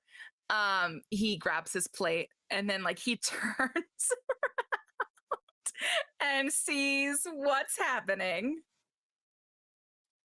Sees like the 7 empty tables around him, the 1 full table, and then the table with just Adriel at it. And who is witnessing this dilemma? I just need to know who's got eyes on the situation. Gideon for sure. Brian, I think you're back. I think your back is current. So then my question is for Winona and Adriel. Do either of you catch this? Adriel will look up for a second, but then does not want Julian to look at her. So she looks back down. I think I kind of scope it out, but I don't want to be like too obvious. I'm just like, like what the hell is happening? I'm trying to like be like slight about it. I think Gideon whispers to Winona, should we be nice like you suggested? I feel like that's a good idea, right? I mean, yeah. How about we could just we could put 2 more seats at the either end of the table, right? Like we could all have dinner together. Brian says, I think right? everyone's Nice too. What's going on? What's happening? The high school's happening right now. Yeah, high school's happening right now. It's happening all over again. What is that? In a moment, it is past. I think Brian is closest, so I think Brian's the only one who hears it. You hear a sort of like. It's hard to describe it as anything but like a broken sigh. As like you kind of see Julian clutch his tray to him and like quickly walk past this entire situation and look to take his food to his room. Adriel's gonna see that and feel bad. That's just who she is as a person. Brian watches him go, and she takes like one last bite of her food, and she's like, I don't have time for this drama. I just don't have time for it. And she's gonna like get up and go. She's done with her food. She gets up and she goes. Adriel takes one last bite of her food, puts her plate up, and goes in the direction that Julian went in. Yes. You follow after him. The weather is shifting as you all fly. A little bit I'm excited. stormy as you all go, and the night seems to begin to settle in. Brian, where are you going as you leave the dinner table? Gonna go to the upper deck. You head to the upper deck. It's raining and storming. I don't think she cares. Of course not. And you wait. Yep. Adriel, Yes. you are going after Julian at this point, Right. following them. I think you see this moment. You are quietly following Julian back down the stairs. You walk up the stairs, back up to the cabin layer. And you're watching him, and he's kind of got this tray in his hands, and he's walking towards his room. And as he gets to his room, and he's like facing the door, and you see him like take this deep breath in, and like with the exhale, you see him just kind of rest his head against it in like a moment of like quiet. Oh, she feels like she's intruding. She feels worse now. Oh. She tries to leave without being seen. She tries. All right, roll stealth check. Oh, I hope can I fail it on purpose? I want narratively. I just want to see. How badly would you like to fail it? I'll just roll it. It's fine. We'll see if I fail it. Of course, it's the one where like don't fail. Of course not. Yeah. So you start to walk away, and I think you trip over a cat toy. As it gets kicked down the way. And this ringing, Julian's head snaps up, looks your way. I think you don't see it, but I think the audience does. A small blush over Julian's cheeks. And Julian says, Julian says, my apologies, chosen one. I'll be out of your hair. And goes to open his door. Wait.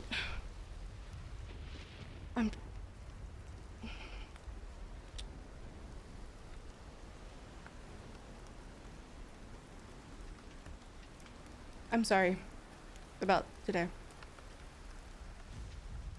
You were a little mean and taking the note, but it's not your fault that things are complicated. And I shouldn't have projected that onto you. I also don't want you to feel uncomfortable and not eat in the mess hall and be forced to eat in your room. That's not fair either.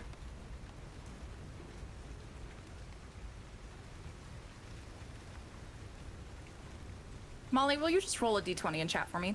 I'm scared. I don't like that.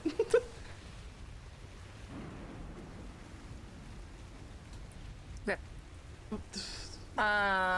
face. After a long look, there is this long, like, imperceptible look from Julian, to the point where you're like, why is this man looking at me like this? Mm-hmm. You know, like, I don't know you. Why are you looking at me like this? Mm-hmm. There is a long stare, and then Julian says, apologies accepted, Miss Hollowtide. But don't worry about the dinner thing. I'm here to keep you alive, not be your friend. And at that point, Julian opens the door, steps inside, and slams it behind him. Audrey jumps because she doesn't like loud noises. And we'll go back upstairs.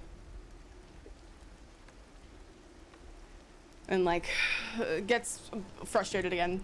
She was trying to be nice, and now she's frustrated again. And sees Gideon, because it happened at the same time that Brian left. So she'll look at Gideon, be like, I tried to be nice and it didn't work. So, What there's did he that. say? Fucking slam the door, Gideon. And Adri will leave to go look at the provisions and go find the telescope.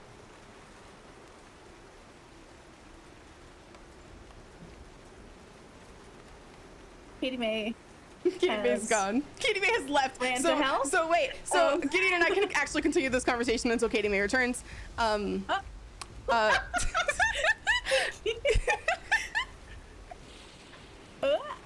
Hello? Oh, she can't hear us. All right. So anyway, Oh, I see.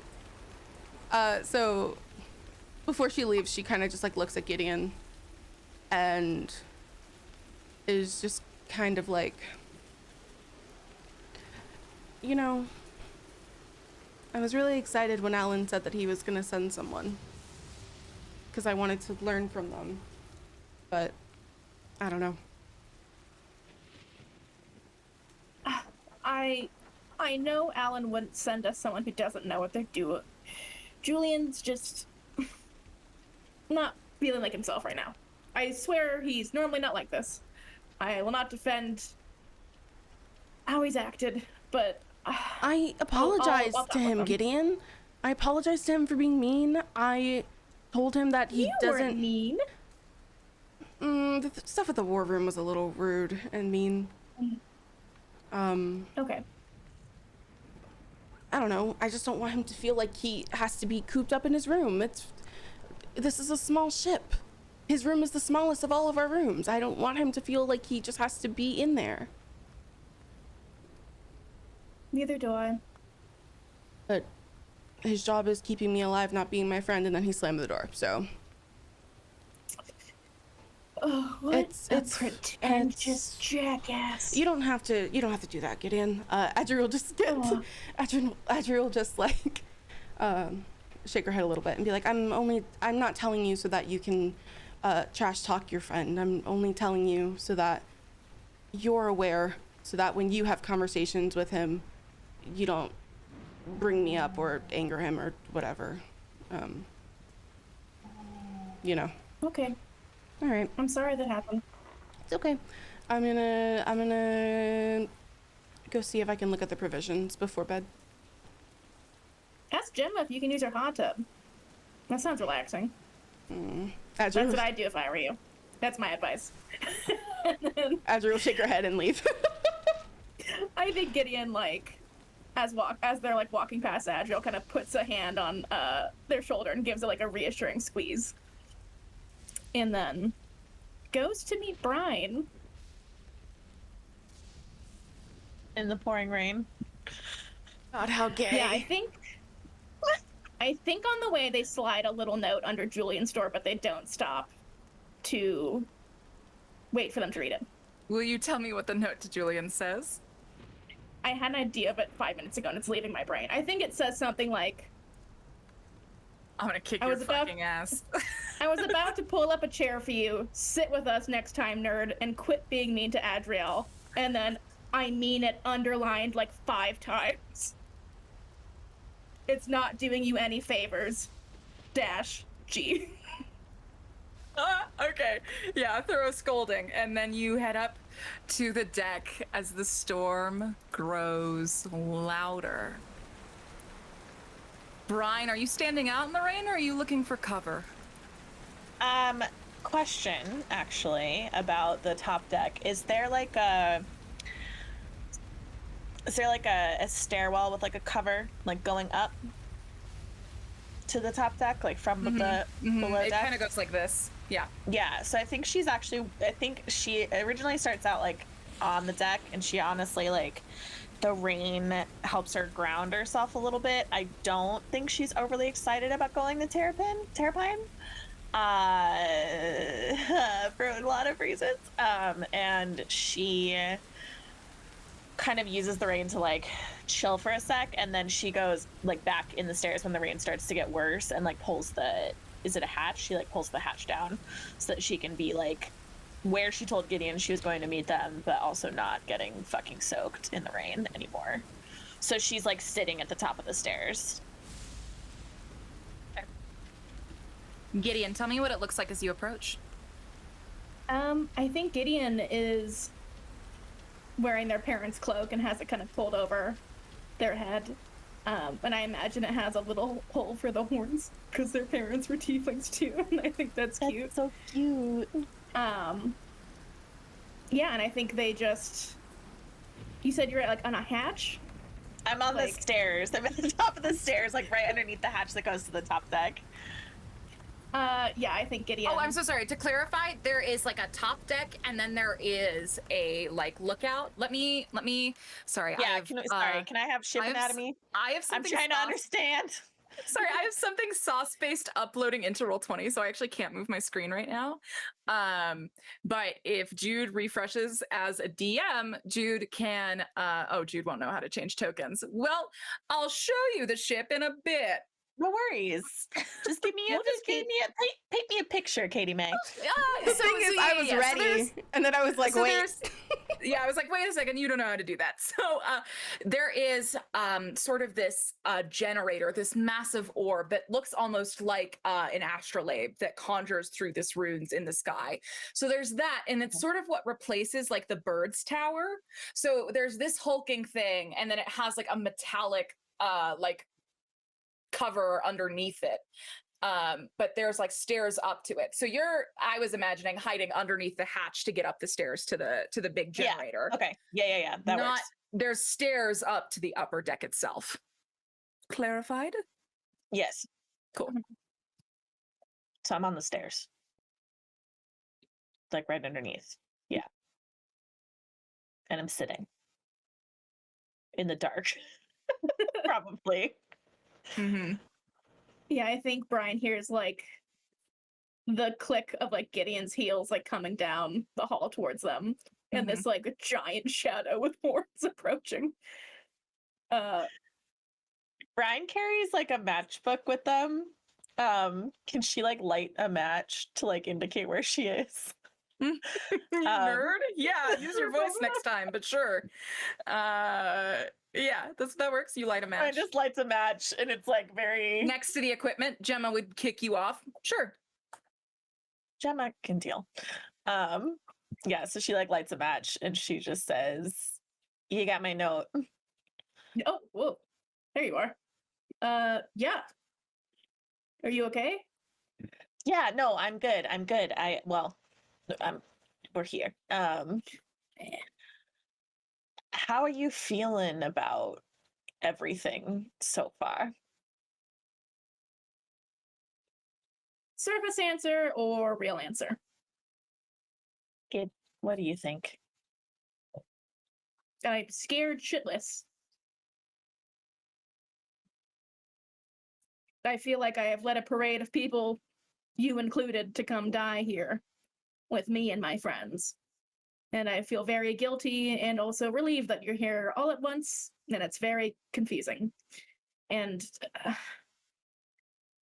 there's just a lot. There's more than I realized going on this boat. And now that I'm here, I feel like, oh, I really just hope we don't die. What do you mean more than you realized? Just it's different once you're, out of Kurthus, right? Did you feel that way when you first left your home? When I first left my home, I got on a ship, didn't know where I was going, had no idea what was outside, and ended up getting kidnapped in a pirate raid, and then had to escape with a crewmate, and that's what led me to this particular life. So I want to tell you, Gid, that it's like that, and that I remember these warm fuzzy feelings about my home, and that leave-in was like this big miraculous like adventure and experience, but it honestly kind of sucked, and it's kind of kept sucking ever since.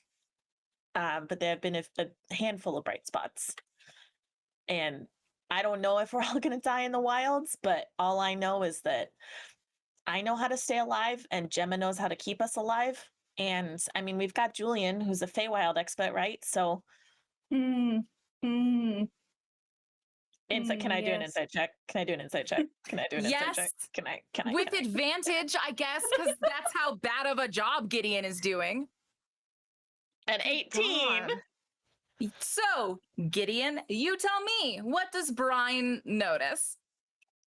I think like Gideon has a pretty good poker face, but I think this is something they're like really anxious about. Brian also knows your poker face. Mm-hmm. Because you both play poker together. And I think when like Gideon sits next to Brian on the stairs and they see that they're like tapping their leg a lot and kind of look away when Brian mentions Julian. So when you sit down and start like tapping your leg, Brian like twists a little bit, so she's like leaning against the wall of the stairwell so she can kind of face you. And she says, "Kid, how long have you known Julian?" Most of my life, I've known Julian. Yeah, why do you keep saying his name like that? I don't know. I'm nervous. I'm sorry. I'm being weird, aren't I? I'm sorry. We came here to talk about something you wanted to talk about, right? Kid, look at me. Brian. What aren't you telling me? I think Gideon looks around. Is there like any possible chance anyone's nearby? Roll a perception check. I will roll one also for help. Thank you. We are. Oh! And that's 20. Never mind. You're good. You are 100% confident you are alone. But Gideon, as you look around, you see a lightning strike in the sky. It's pink. And then you hear Gemma's voice over the speaker say, right then, bit of a storm. We're going to take it a bit lower, a bit closer to the treetops. That means, of course, a bit closer to danger, but much better than being electrocuted, darling. Stay safe. And then the announcement clicks off. I think Gideon reaches for Brian's hand and goes, is pink lightning normal out here? Brian, you would know that this is a flux storm. This is not... Okay. That's bad, right? That's like Not great. It's not great yet. So Brian is also gonna kind of look around, and she squeezes Gideon's hand and says, not so normal. We might be in a little bit of trouble. We go now to the airship floating through the sky about 5 minutes ago. So Brian's out of here, Gideon's out of here, Adriel's out of here, Julian's not there. So I think about 10 minutes ago, the 3 crew members, so we've got Mara's the chef, right? I have brain cells. So we've got, what's her face in the kitchen? Mara. And then we've got Golidri and what's his face there at the table. Caviar, Luso Caviar. Golidri and Luso Caviar are at the table. And it's about 3 minutes ago, Current and Winona, that you heard Gemma's voice come up over speaker. Right, and so she warned of a storm, right? And so it's so you see Golidri and Luso in the corner. Mara's still cooking; she's kind of cleaning up after dinner, and you two are still here at this table, and that is where we find the two of you. So sounds like that might be pretty serious, but. I'm not entirely ready to end the night. I don't know about you. We could go back to my cabin for a little bit. If you want to. Only... Yeah.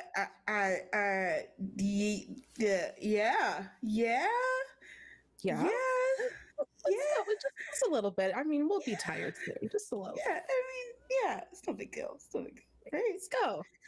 And wow. so I will kind of lead the way back to where my room is, and probably because I've probably a little tipsy at this point too. It's just I'm like I try to act real like suave about finding the door, and I go to the wrong room first. I accidentally open the room next to it and then realize it's not my room, and then go and open the right room, and then we go inside. And I think Current is actually just a little bit nervous. So I am going to pause. As you are leading, Current and Winona, you're leaning down. I think that this barely passes on your register. But as you're coming down, you see that you're racing up. You actually see Lorian race down past you. In like a professional hurry, I would say. And then across the sort of cafeteria section say, Caviar, she needs you. And that's what you two hear as you head to the cabins. That's suspicious. That's I don't know if I like that, but I'm going to also not perceive. There's not much we can do about it, you know. I don't. Yeah, let's just keep going. Okay. Keep going. Okay. I don't think there's anything we can offer to that situation. Okay. Okay, cool. Cool. Yeah, Cool. Yeah. No, we're just gonna. Oh, fuck. Okay. Oh God. And I'll lead the way into the room, and Current is a little bit nervous, even though they don't want to show it. They are a little bit nervous and also tipsy, and I'm going to begin kind of just shuffling with things around the room, kind of like I'm trying to find a place to put things while I'm talking. And Meanwhile, Winona's just kind of standing at the door, very anxious, doesn't know what to do, just kind of like, okay, I'm here. My bones Here. are gonna fall out. no, Please no, don't let your- no, please, don't let please you- sit don't down. let your- No, just sit on the bed. I'll be done in a second. Just Oh, I'm- okay. I'm just gonna put a few things. You know, this whole thing is just this is wild, right? This is wild. This is very I scary. mean, Yeah, we get one in many day ways. to do all of this, and now I haven't seen Yeah. you in a year, and I mean, there's just been It's really so been a much drama, month. It's and been then a like my year. dad is missing. Oh, your and, dad's missing. and yeah, What? my dad is Wait. missing. Oh God! and- Wait. Why are you here if your I- dad is missing? You know, the people in charge told me basically not to worry, that they'd let me know when they found him, but you see, like, his phone is off, and Are then y'all in the goes and castle reaches okay? into her bag and goes, and like there's this note that he, like, before we left, there's Oh. this note, like, here, I'll let you look, read this, and then like, Okay. and then like with the note there was this thing, and Current's going to hold up this device that is silver and metal, shaped like a rectangle, and Current's just like waving it around, like they are diverging information that they wouldn't otherwise have divulged. What happens after you pull that middle box out? I need to hear this. Winona is kind of like shocked and trying not to be too obvious, but I want to know more about why there are two, but I'm not gonna let them know that I also have one, because okay, so I'm kind of just sitting on the edge of the bed and I'm just like, oh, what's that thing that you've got in your hand there? It's as good as guess as mine. You want to look at it? Oh, sure. And I go to hold it, and it looks identical to the one that I also have that Brian's homie gave me. Oh, this looks intense. Intense how? I don't know. It's just like it is a piece of metal, and I guess it's like, you know, like if it was meant, you know, if it was given to you by your dad, like, I mean, it has to be intense, right? Like, and I assume that your dad was a very, very powerful person, right? Maybe, I don't know. I don't know anything about, you know, royalty and castle things, but Can I check to see if I notice how nervous Winona is being right now? Yeah, if you'd like to call for that roll, go for it. Yeah. Go ahead and roll an insight check. Kita, I'm going to ask you to set that DC. So you've never done this before. So she's trying to get an insight check on you. So I'm going to let you tell me what the DC is, right? So if you want to make it super hard, right? If you think Winona's super hard to read, you'd set it at like 16 to 18. But if you think that, you know, she's an easy book, you'd set it to like maybe, you know, 12 or 13, you know? So you get to set the DC for how hard you think this roll is. I think, I guess, like, to give it a little explanation to like my thought process, I think because of like the anxiety of everything, like how heavy this is, the situation that she's in for the very first time with the stranger that she's attracted to, and just like everything, I think I would usually say she's a little bit harder because I feel she's a very stoic person when it comes to like being at home. But I think now in this exact moment, it would probably be like a 12 or a 13.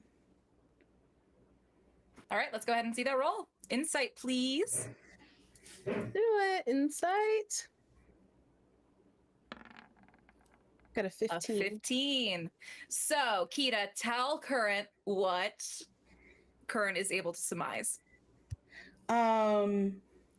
So I think Current is able to tell that like I have some like there is some connection to me with this thing. Like I feel like I like not like too intensely. Like I know somewhat. You know what I mean? Like I'm shaken, as in like, oh, I know that there's an importance to this thing. Why would I know that there's something important I'm holding in my hands? You know what I mean? Is that too easy? I don't know.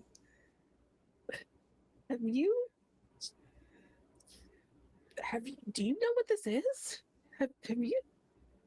No. No. No, maybe. No. I've seen something like this very similarly, but I truly don't know what it is. So you've seen one before? I mean, hey, it could be. I've seen one. I could be the same one that I don't know. I don't know, but it looks familiar. It looks well. Okay, so my dad had somebody show up to my door with a note saying that this is something that I would need. And you've seen another one? But I don't know if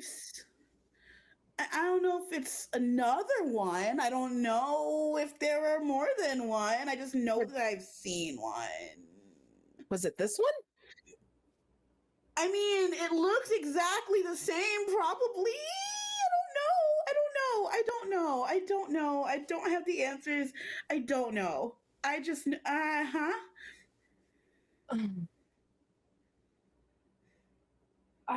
Okay, look, I know we've had a couple of drinks. Maybe we talk about this more like tomorrow. Maybe we sit down and yeah, I'm sorry. I don't have answers for you.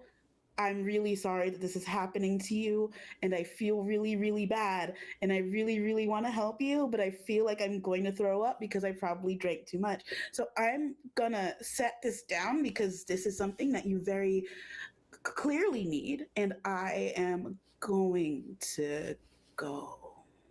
Oh God, no, you don't have to go. I'm so sorry. I know. Don't apologize.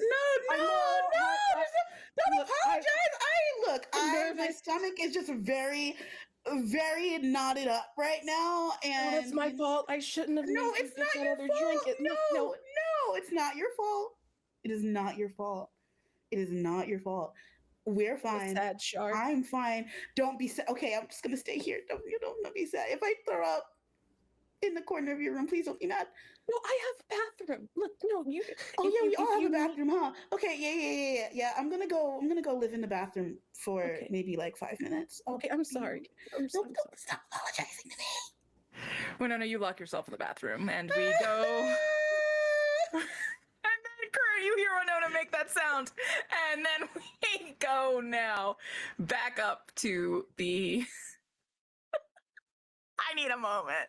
We go back to. I can't do this scene right now. I need like 30 seconds to compose myself. Okay.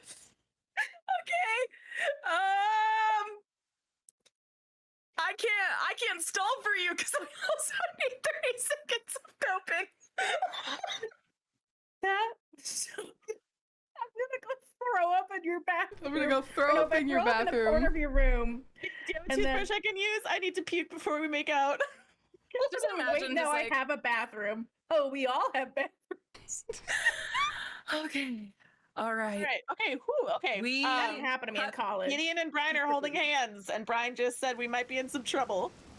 Yes, the rain keeps pouring down. Somewhere on the ship, Luso Caviar joins Gemma.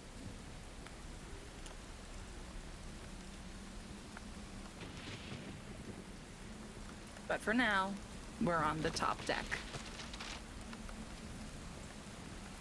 Do you, Gideon, what do you know about the flux? Nothing other than what I've read in books, which I am forgetting now that I'm nervous, which is useful. Huh. Brian's gonna twine her fingers between yours and give you another little squeeze. And she says, "This is a flux storm. I didn't think we'd hit one so soon outside of Kurthus." What does that mean? Is it like a magic storm? That's kind of cool. Katie May, what does it mean?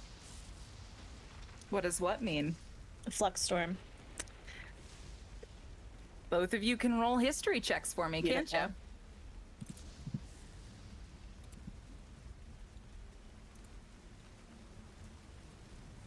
$14. Pull up my- Can I use my inspiration and re-roll that? Sure. Do I just unclick inspiration and roll it again? Yep. Okay. One Not a lot better. better. How did I do Yay! better? Well, I'll give you both the same information. I'll call it tie. So, because one of you has more outside experience and one of you rolled better. So,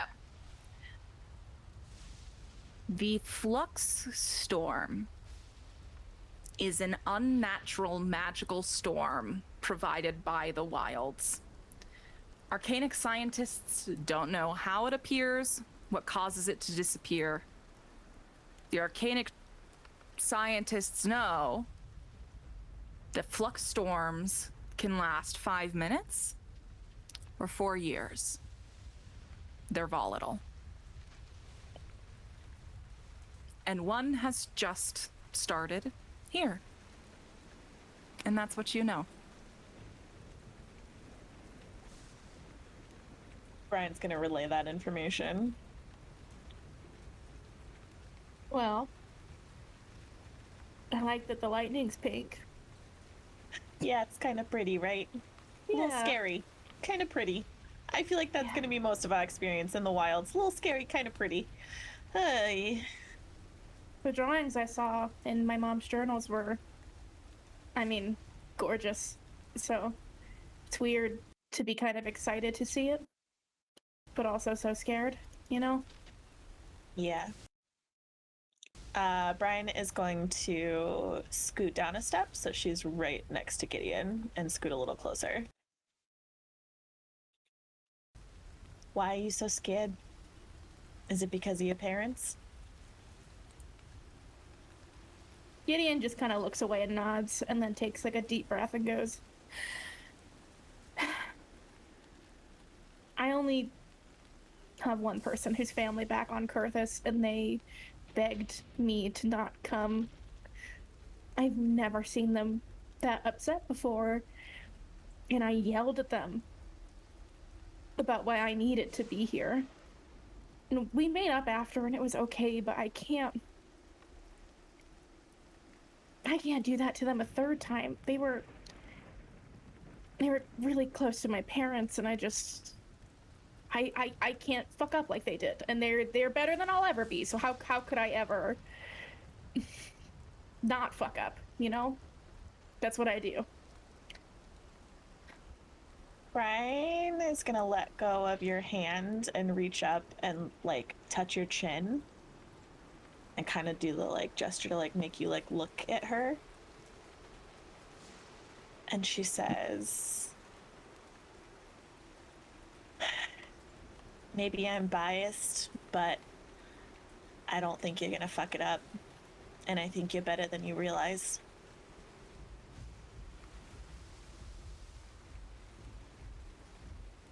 Thanks, Brian. And then she's gonna say, but we should probably go talk to the others. If this is gonna be a longer flux storm, we're gonna need to figure out a plan. I'm pretty sure that whatever we figured out in the war room isn't gonna work anymore if this goes much longer, you know? Yeah. No, that Yeah. that makes sense. That makes Yeah. sense. And then she's gonna she's gonna take Gideon's hand again. Gideon interlocks their fingers with Brian's like Brian did earlier. And then she'll stand up and get ready to like go back down below deck. When you stand up, Ooh, okay, I got the chills. Okay, when you stand up, you hear the of the ship speakers turn on. You hear Gemma's voice, a bit more stern, a bit more urgent than ever, come on. Brian, you can hear this voice. This is her "I'm not fucking right now" voice. She says, hold for evasive maneuvers. I need everyone in their cabins right now until I tell you so. And that's what you hear. I need dexterity saving throws from Gideon and Brine right now. A 9. Oh, my character sheet. Oh god. I scrunched it and I don't know how to unscrunch it during this very... Unscrunch it, damn it! I'm trying! Don't worry. It's getting unscrunched. Dexterity saving throw? Mm-hmm. I think as soon as, just while we're doing the dexterity saving throws, I think as soon as Gemma's voice cuts out, Brian says, Gideon, run! And, like, tugs on her hand.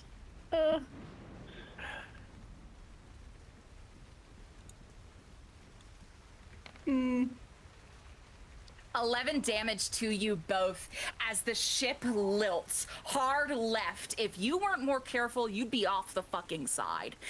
You're both holding hands, so you managed to hold on, but this ship is unforgiving.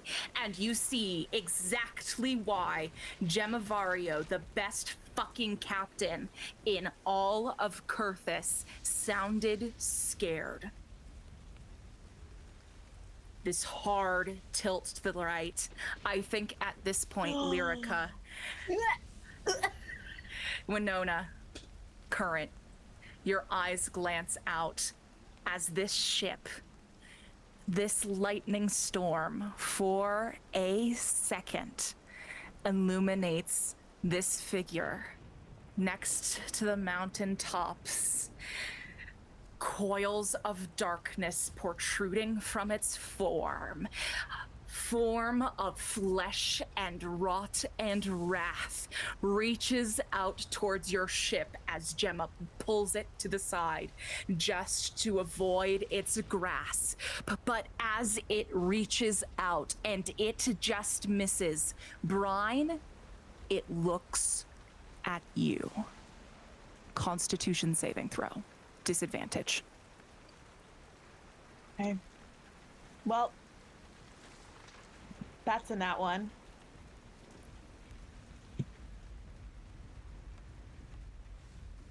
A natural 1, you say? A natural 1, I say. I'm sweating. Gideon, you watch the thing of nightmares fly next to your ship. You couldn't be more than 60 feet away from its clawing hand. But you watch it look at Brine, and you hear an unintelligible muttering, a language you've never heard. And you hear Brine, who apparently can reroll 1s if you're a halfling. Go ahead. I see yelling in chat. Mm-hmm.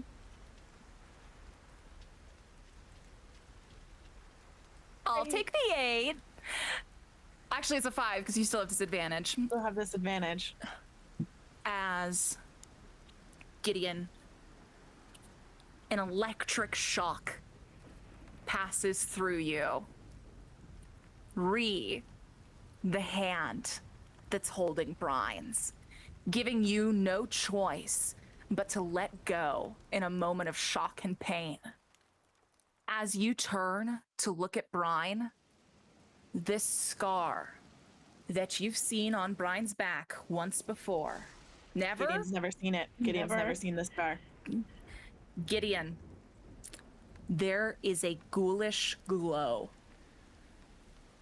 on Brine's back.